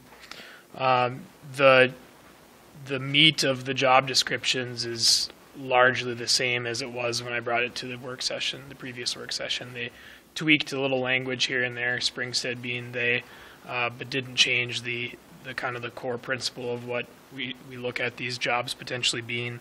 So the grades that they've provided for them, the supervisor position, previously as an ice arena supervisor was a grade 13, that's now at a grade 14. Overseeing all three, supervising all three ice facilities, as well as the cemetery. And then the second position, the team lead position, is at a grade 11, which was previously at a grade 13. So the budget impact on it, in 2018, for each of the two ice arena supervisor positions, the total salary benefits budget impact was $83,500 is what we have budgeted in 2018. The estimated cost for the supervisor position is $88,000, and the estimated cost for the team lead position, which we estimated it at a grade 11, step 3, just kind of trying to pick a middle ground. Should it be an in-house hire, an internal hire? They would probably start higher than a step 1 just on the current grade and step they're at now. So we estimated that at $63,000, which leads us to about a $20,000 savings in 2018 in budget from what we had planned for this year. So if these are approved by you, then I'd request that we can begin a hiring process immediately for each of them, and hopefully have them filled as soon as possible.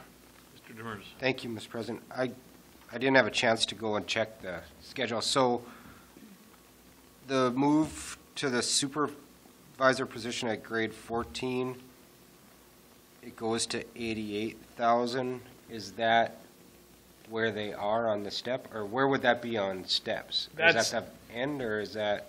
That they would. I mean, it's not 88. That's all the benefits and everything. So. Exactly. That's all the salary and benefits included. But we estimated that at the end of grade 14. So it's grade 14, so this step 8. would go to the end. Yeah. They'd be final. Yeah.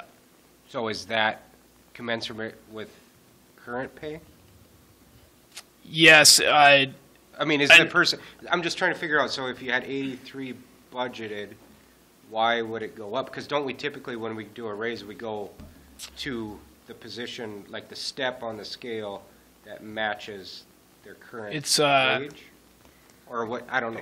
Yeah, thank you. It goes to the new grade, and then it's at whatever step is at a minimum of 4%. 4% higher? Higher than what they were making. Yeah.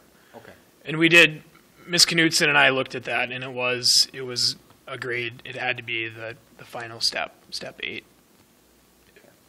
Using the potential, the higher that it would be, the internal hire. Anybody else have any questions? I see none, sir. Appreciate it. Okay.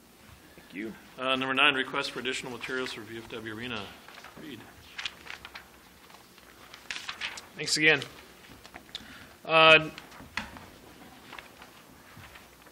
So the VFW Arena, as you're all aware, we had some damage during a windstorm this summer in June, in which the roof got ripped off the building and it rained inside for 3 weeks. So that subsequently led us to basically stripping everything out of the room upstairs, which if you had been in there in the past, you'd remember it was entirely wrapped in cedar, ceiling and walls, insulated, the whole 9 yards. So the current I'll call a remodel, which is basically putting the room back together as it was, is in progress, nearing completion.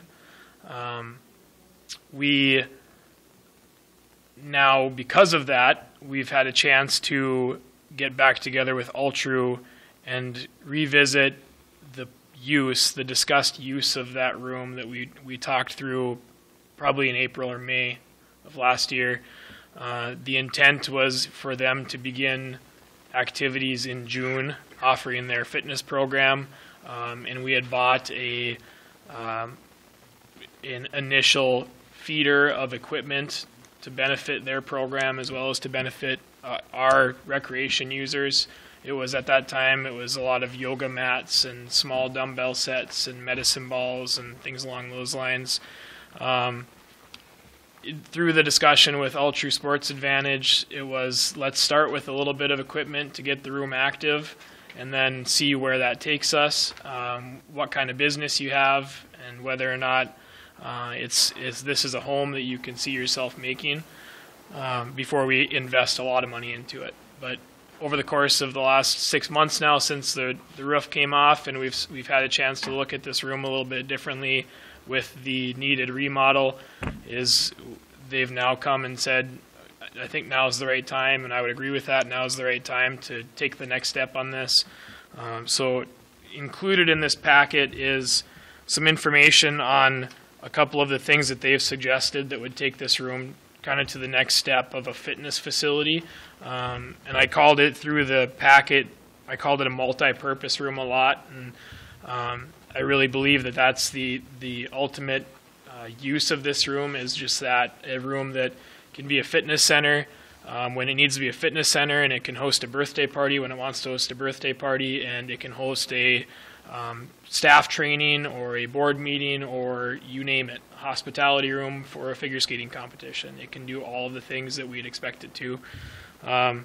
So the first step, and I have to apologize, numbers were coming in late in the day, Thursday afternoon, when I had to get this packet to Megan, so the numbers are a little bit rough, and I'm still seeking a few more numbers, but I hope by the time the packet's due for the next meeting, I'll have a few more bids to put into this. But the first three things listed here are a sports floor, which would be to equip the entire main portion of that room, which is about 30 feet by 90 feet, with it's a half-inch thick rubber floor, just like you'd see in a weight room. If you're in the arenas, it's basically the same stuff that's on the floor in the locker rooms for skates to walk on. It provides a little bit of impact.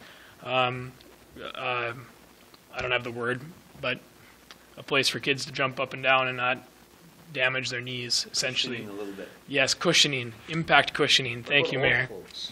We need the cushioning more than and absolutely, and adults as well. So the price that we have for them, number one, from Play Sports Flooring, that's $25,872.79. That price is from the company that Ultra Sports Advantage has worked with and that did the install for their facility on the south side of Grand Forks. Since I got that price last Thursday from them, and I've read a little bit more into the specs on the flooring, it's a very similar product to a product that Becker Arena Products sells us for our arenas.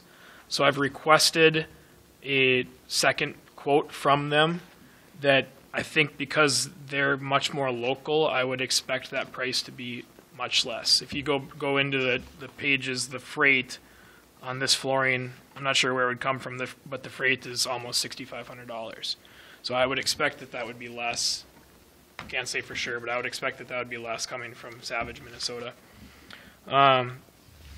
But that's the intent of that product, is to have a little bit of a cushioning in that floor, and one that can still withstand tables and chairs sliding across it and is easily cleaned up and that sort of thing.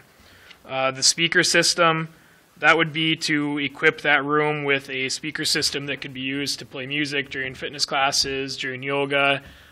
Would also be equipped with a microphone, so that if we had a training or a group setting that we needed a mic to be able to talk to a larger crowd, that we could do that. So that price, the wireless mic on the price that I gave you was not included, so the new edited price there is $8,145.91. And then the final price that I have is for some additional fitness equipment that, again, Ultra Sports Advantage has suggested they'd like to see. And the list, if you go into that list in your packet, you will see that the equipment, the very first piece of equipment is an Exos vertical cross crawl. That's basically a stair-stepping machine, and it's two of them. And you see they're a very big price tag at $9,000 for two. I had a conversation with Ultra on Thursday, late Thursday, early Friday, about whether they felt like that was a necessary piece of equipment for their initial offering. They didn't feel that way.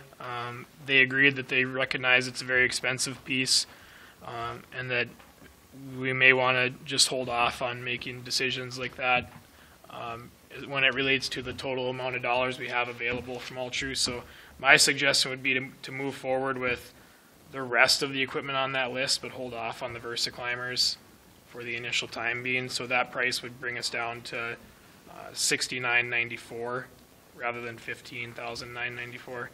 So in all of that, I would request that we use All True funding to be able to purchase this equipment for the use in this room.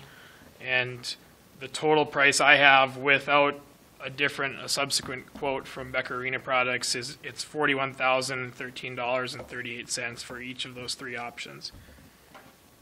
To take this one step further before I get questions, I want to be clear that the room upstairs, when we talk about the remodel and the improvements, is basically to put it back together as it was. Again, we didn't use cedar.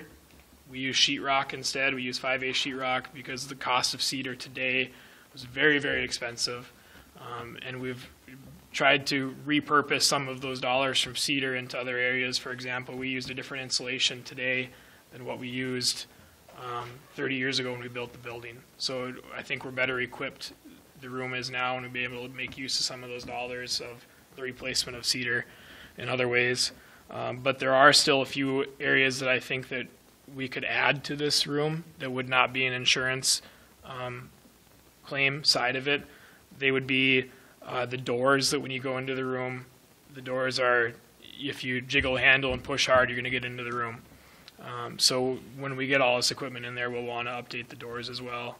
I don't have a price on that yet. It may be just updating the locks. It may be updating the doors. I haven't even had the contractor, haven't been able to meet with him there to take a real hard look at it and decide on that.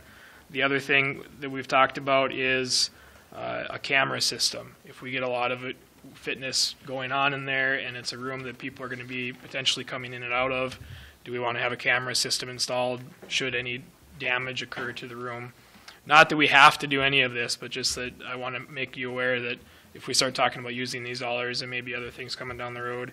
And the last one that I have not done any homework on for pricing, but in using Choice Health and Fitness in Grand Forks as an example, they have a community room that is one big room that can be used for bigger events, and they have one of those floating walls, the accordion style walls that splits the room in half so you can have two separate functions going on at the same time.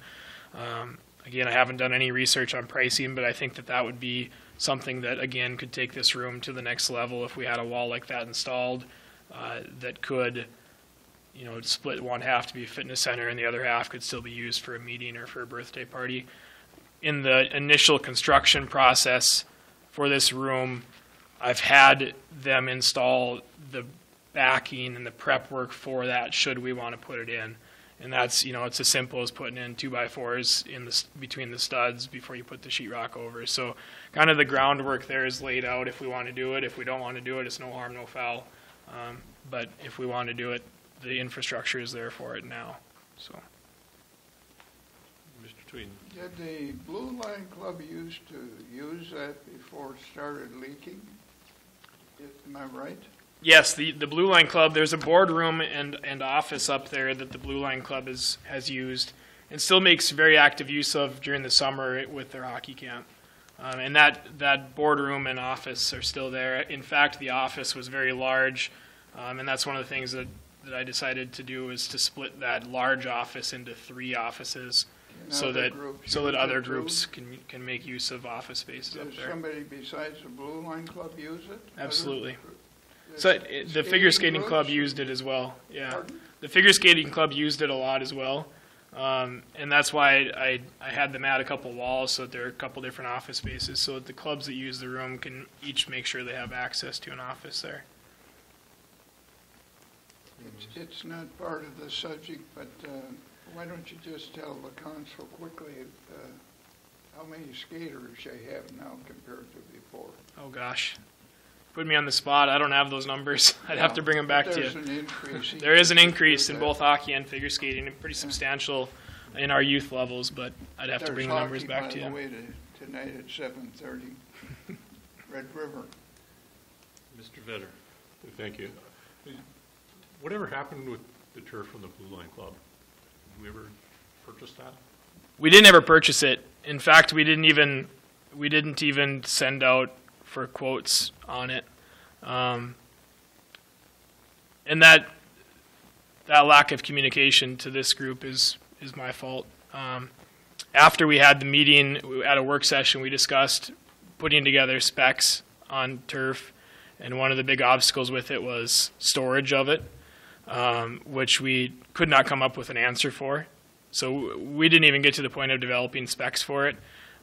And a second-fold reason for that is in discussion with this group on the future renovations or work that is going to need to be done on our ice arenas. And in a goal setting, we talked about, are we going to renovate our current arenas, or are we going to build something west of the Civic Center? I really started to hesitate on the idea of turf, because if we buy a piece of turf for north of $100,000 that is specific to the size of one ice arena, it can't move to any others. And I didn't think it'd be a prudent use of the money at the time if we purchased carpet for one specific space, and then 3 years down the road, things change with the size of our arenas and we can't use it. Parallel to that, we've had discussions with Altru about that very topic of, is turf important to them? If we decide to do something like this in this room upstairs instead of turf for the short term, how would they feel about that? And their leadership has shared that they're okay with us not getting turf right away, as long as they have a space that is equipped for them to use for the programming that they were afforded in the agreement. That was the biggest thing that they wished for. So I don't want to lead anyone to believe that I don't think that turf is a valuable asset for the community, and that I'm trying to lead us away from getting turf for one of the arenas. I just cautioned at the timing of it, not knowing what might come in the next few years with one arena or three arenas. Anybody else have any questions? I guess this is my non-attorney hat. Cedar's a lot more resilient than sheetrock. Mm-hmm. I'm just curious, are you taking any precautions so that the kids aren't putting holes in it with a puck? Because, I don't know, like wainscoting or something on the bottom 3 feet, 4 feet, Mm-hmm. to prevent that from happening, because you know it's going to. Yeah, I would agree completely.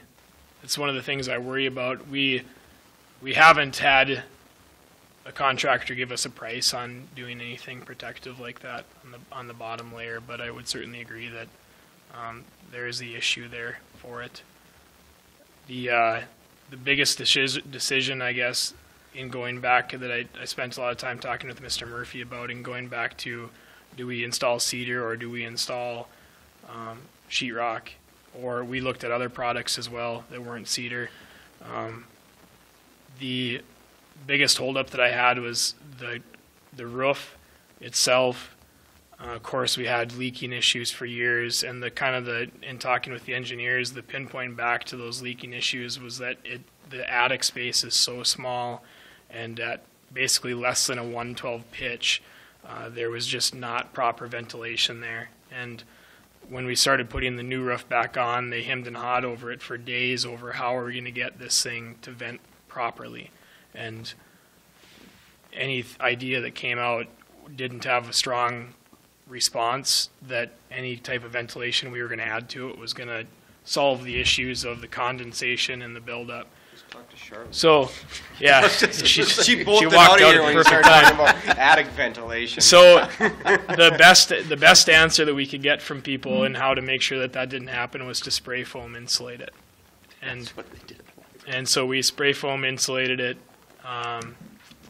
and then we don't need the ventilation in the roof, and basically the offset of using cedar instead of sheetrock is going to cover the cost of that spray foam insulation, because of course that's much more expensive than batted fiberglass insulation that was in there.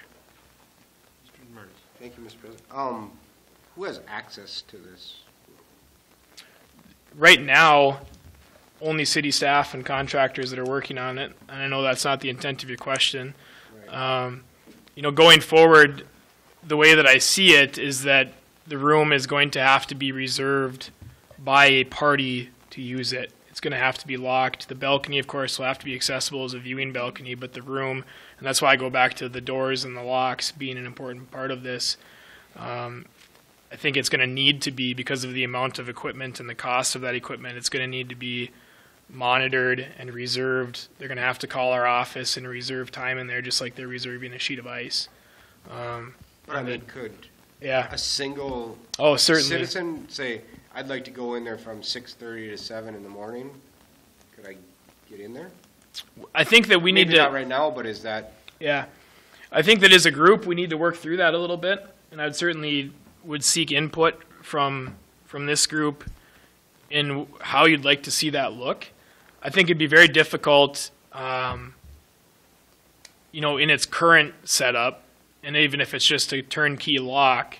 I would say you need some sort of electronic lock. We'd need a key fob system or something, and certainly, you know, I'd be open to the idea of selling a membership or something along those lines that would give people access to it.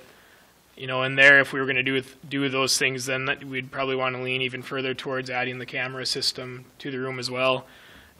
Or requiring someone to swing through, because, yeah, like you said, there's misuse, but if you've ever been around a gym, people, there's a good chance that it's going to be left in shambles. People don't put things away, they leave things out, it turns into a mess pretty quickly if you don't release it. Yeah. So and that, you got to make, I'm just trying to think about how we're going to be using that.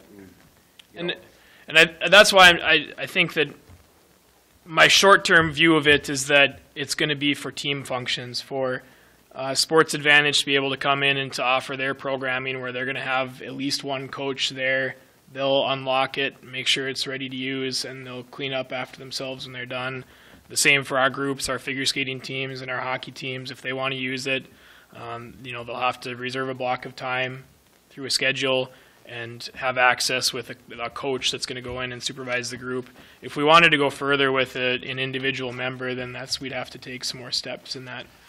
I see an issue already if you have the front door and you're going to have 3 offices in there, and you got the figure skating office, you got the Blue Line Club office, you've got some other office. They're not going to lock that door behind them every time they go into their office. So that door is going to end up being open a lot, depending upon the use. So that you're going to have, and then if there's a hockey game going on and they're using that, then you're going to have kids are going to want to be in there. I mean, it's not insurmountable, but that's what you're going to be up against. It's because that's what happens now. It's kind of an open room, so to speak, when those things are happening. I worry mostly about the half keto group trying to take advantage of it. I'm already looking at that resilient floor. We do a lot of throwing. Anything else, Mr. Murphy? Yeah, I guess all I want to say is that Reed and I have had quite a bit of discussion on this as far as the use of the room and that. And I understand your idea of putting something along the walls there. One thing that we did discuss, we see that how that room is being utilized is changing significantly with the modifications that are being done with Altru being in there. We're looking at the increased security.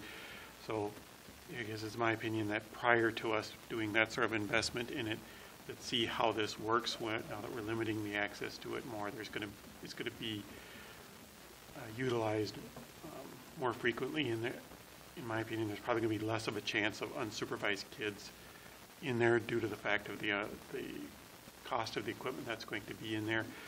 We even looked at, talking about the access to that room. Depending how this goes and what we see, we might need to look at access directly into those particular offices, not going through this particular room. So, in my opinion, replacing some sheetrock, or if we had to put it up, is going to be not overly costly. I think we want to kind of see how this works first before we make those kind of decisions. So we've had quite a bit of thought and discussion on that. Mr. Vetter. Thank you. Use for the room. Give some thought to setting up a yoga class that coincides with the time when they're dropping their kids off for figure skating and appealing to that parent group. Absolutely. So they're dropping their kids off and then going up there and attending a class and they get done about the same time. Absolutely. I think that's a fantastic idea.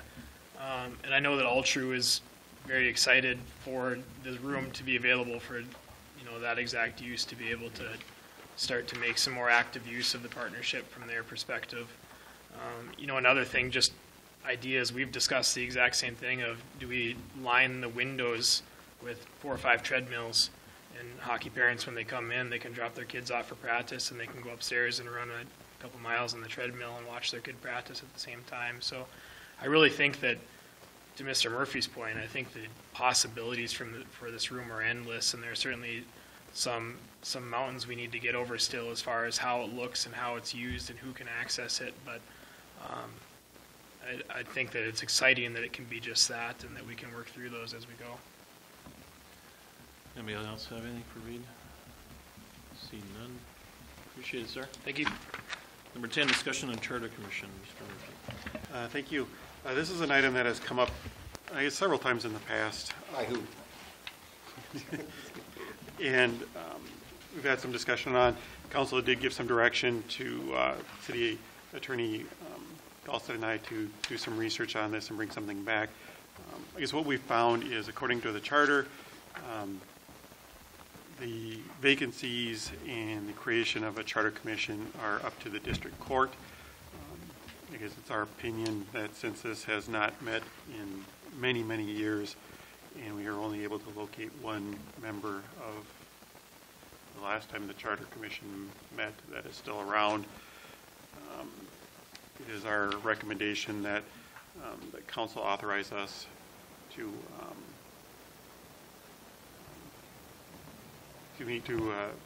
petition district court to reinstate the city's Charter Commission. From that, I guess we will need some additional discussion and direction from the council as far as the number of people that we would have on the Charter Commission, and we would need to get some recommendations for members of the Charter Commission. Do we want to do something like by wards? Do we want to do something by application? Those type of things. So we're looking for some input from the city council on that. Once we get that, then we will petition the district court to reinstate the Charter Commission. I think you utilize the mayor's application on that. There you go. Well, and then the other thing that I was thinking is that this body should probably put together at least some minimum qualifications or that you may want to find in a charter member, because that's the group that's supposed to be giving this group policies and modifications and additions or subtractions to that document. And it's a living, breathing constitution. And so I think there should be at least an idea of the qualifications of the individuals that you're going to want to bring those decisions to this, or those ideas and suggestions to this group. Any questions for Mr. Murphy? I've just thought a little bit about, those qualifications. I started thinking, talking to attorneys or something like that, because this largely legal documents. The problem is, we live in a small town. A lot of attorneys end up dealing with the city, or potentially dealing with the city, and could come into conflict with, I'm also I'm on a charter commission, and I create the charter or modify the charter, and I also am potentially litigating against the city or in partnership with the city. So some of those qualifications I've thought, but my instinct would be to do have some technical stuff that would outline that, but I think it might be better in the same sense of what the Park and Rec Commission is doing, is saying, we need to leave that up to the discretion of the mayor and the council, and if there's people that aren't qualified, we need to hash that out and say that. Yeah, I worry that like I said, I'm right with you, I would have like a list, but I worry that we would get too narrow in focus and eliminate people too quickly, or shrink the pool too small that we're not going to get 7 people on the board, or we're not going to be able to fill the board. So it is a concern of mine, but I would say you have some sort of a process. It's a political process, but it should, I guess it doesn't work all the time in the big leagues, but it should at least moderate some of that, and I guess I would be fine with doing it like that. At least in the minimum, unless we're finding candidates we get that can't comprehend it. But I think if you look back at the swath that we've had in the past, it's been a wide variety of folks. I mean, I'm a firm believer if you want to learn something, it doesn't matter if you're a truck driver or a PhD, you can read and you'll be inspired to read. So I'm fine with leaving it more open. My only thought was, if you're looking to hire somebody as an employee, you put together some type of a job description of what you're looking for, and it would just be kind of a guideline. I'm not saying specifically narrow it down to some college degree or anything on those lines. I just think that it's something that this group should actually think about, though. Oh, definitely. So your request is to direct you to petition the district court at this time? Well, we're going to need to have some names That's what before I'm we. wondering. Yeah, we would need, prior to that, we would need to see if we're going to set the number at 7, that's the state statute minimum. And if we are, we're going to need to generate some names, and how do we want to generate those names? Does that 7 include potential ex officio council members? Yes. I'd have to double check, but I don't believe the Charter Commission has ex officio members. It can have council members. They're not, council people aren't omitted by virtue of having, and actually, I believe that the Charter Commission could potentially be the council with 7 people. However, I think you're kind of defeating the purpose of having a Charter Commission if you did that. I'll get a little more specific for you on that. Well, one purpose of having it is to comply with state law. So that would be the first thing, and then the second would be to do the work of it, but yes. I guess the only thing it states in there is that the only limitation on that would be is if the city's actual charter itself excluded city council members from serving on there, and which I don't believe it does. I guess I would be fine, or would start with the same makeup we have for the potential Park and Rec Commission, is try to get someone from each ward and maybe 2 council members. That would get you your 7. Anyone else have any suggestions? And it could be more. It's got to be a minimum of 7 and a maximum of 15. And I would also, and I don't know if this requires a charter change, but I would say that we should limit it to people that are residents of the city proper, that they cannot be members, because there are some. I believe that's a requirement. Okay, because there are commissions that allow. I mean, we are able to. I believe that's a requirement. I'll double check. I want to make sure that we. I believe that's a requirement, and you also have to be able to vote. Okay. What's the, looking at this timeline that you want this names or set up or to get this to the district court for approval, so that I'm assuming that you're looking at 2018 November as a time to vote? Sooner the better. Maybe by the next work session, we have an idea. I don't know if that's too soon. 2 weeks? Yeah. Do you think you can get 5 candidates, one from each ward, by 2 weeks? So names of all the people? Well, and the thing of it is that if you only provide the court with 7 names, obviously they're going to potentially give you 7 people. Now, if you decided you wanted to have 7 people and you had 15 names, then there's a selection process.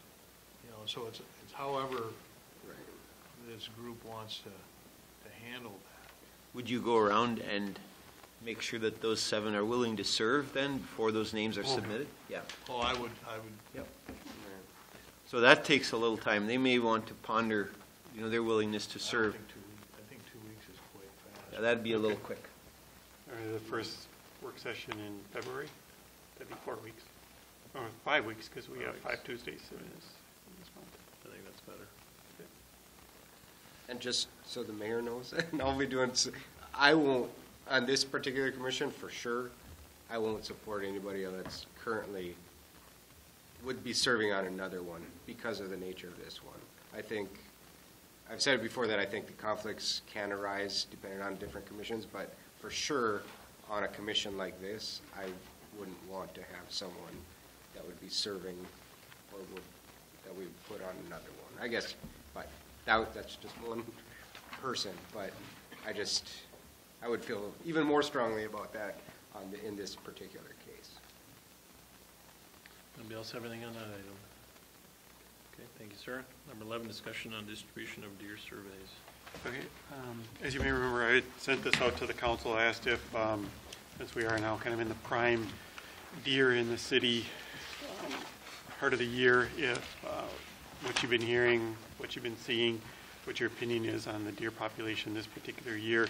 Did get some comments back that they are seeing deer again this year. Some comments saying not as much, some saying as much as last year. So I guess where it was left last year was whether we wanted to take a survey of the population here in the city of East Grand Forks and get what their opinion is of the deer population, if it's a problem, and if it is, what potential remedies might they look at that. One thing in looking at this again this particular year, I did speak with the DNR again. Not much has changed from last year as far as there's no new silver bullet as far as keeping the deer population or the damage to the deer that the deer do to the city has come up since last year. Again, there are no long-term solutions other than trying to provide physical barriers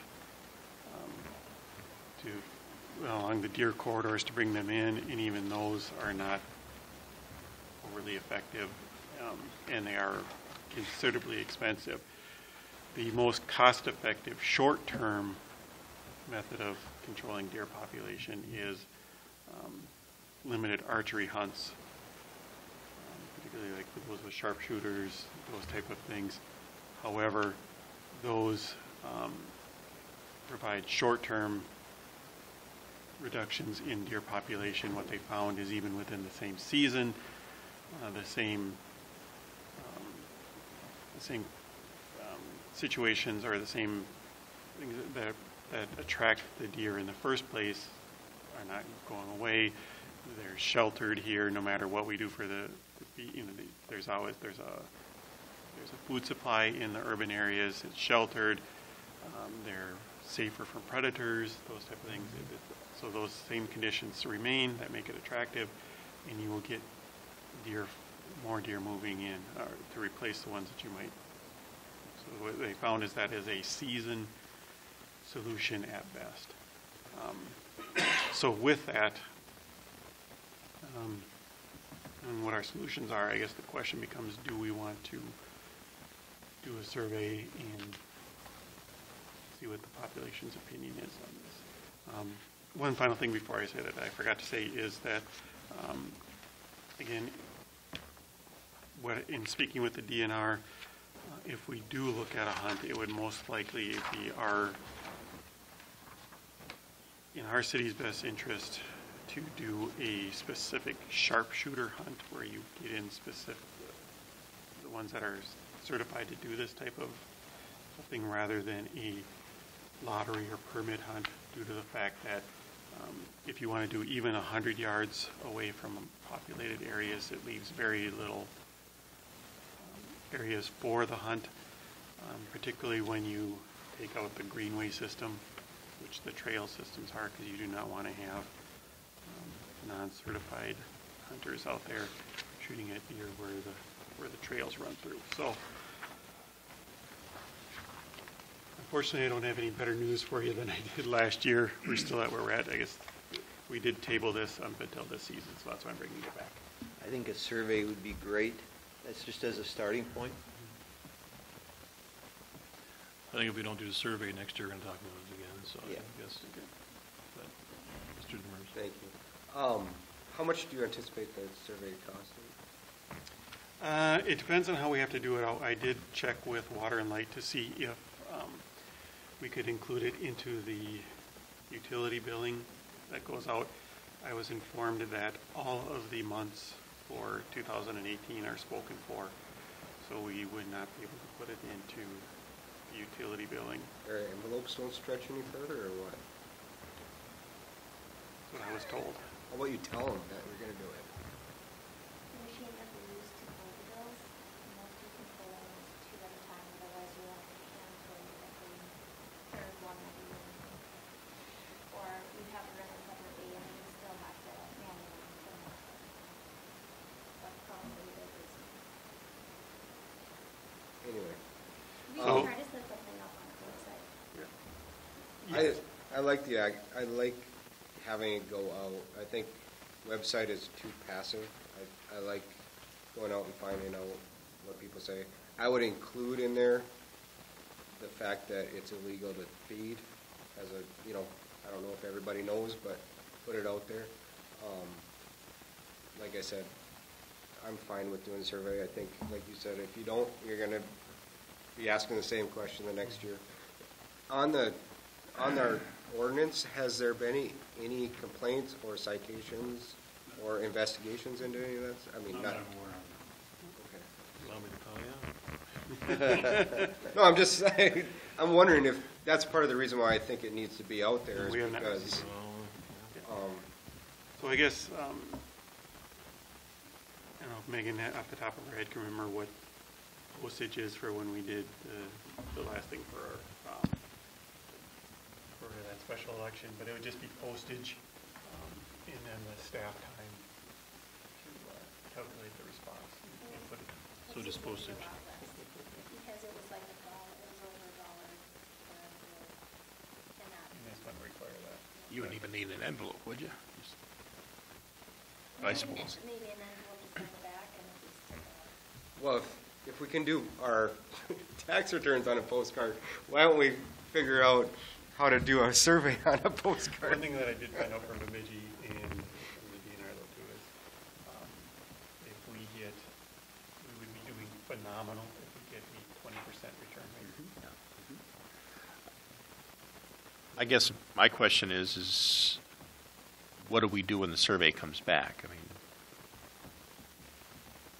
if there's an overwhelming sense that, the deer are a huge problem, then do we do the hunt? We would have to decide at that point. I guess I'm not opposed to a survey. We've been dealing with this issue long enough. I kind of get a sense about where the community is. I mean, there are some people that they drive them crazy, some they don't care, some love them. So if we do a survey, it'll answer the question, sort of, where the majority of people are. But then we'll still be faced with, as David described, no real good solution. So we'll just know more how people think about it. I can go either way. I don't need a survey, but I'm not opposed to it. I was going to just say, for my 2 cents, instead of putting them in the water and light bill, because most of that stuff you take out and don't even look at it and throw away. I think if each and everybody that you wanted to send it to got an envelope that said City of East Grand Forks on it, they'd want to know what was in that envelope as opposed to just their bill, and they would take a look at it. Now, whether they completed it, it's a different story, but I think you'd at least get them to read what you had. David? Well, I guess I was just going to make a comment here when we talk about the, if we've had any complaints in that, when we talked about this at the department head meeting, I did make the statement that I do have a deer that, at least a couple that come into my yard because we had filled in some low spots in our yard and put that seed, grass seed in there, and you have to let it grow up. You know, so mine is longer, and the deer are actually pawing at that and eating that grass in there, so I might be in violation myself. I'd have to get a ticket. I was going to ask you, how can you tell the difference between that and your regular lawn? Yeah. Like, no, sorry. It's a food plot. Is it 8 inches or less? I think you got enough direction on that, Yeah, Mr. so I'll put together, what the draft survey would be and get the costs. Entertain a motion to adjourn. Second. Who moved? Vetters? Mr. Vetters made the motion, second by Mr. Demers. All in favor, say aye. Aye. Opposed, same sign. Motion is carried. Meeting is adjourned.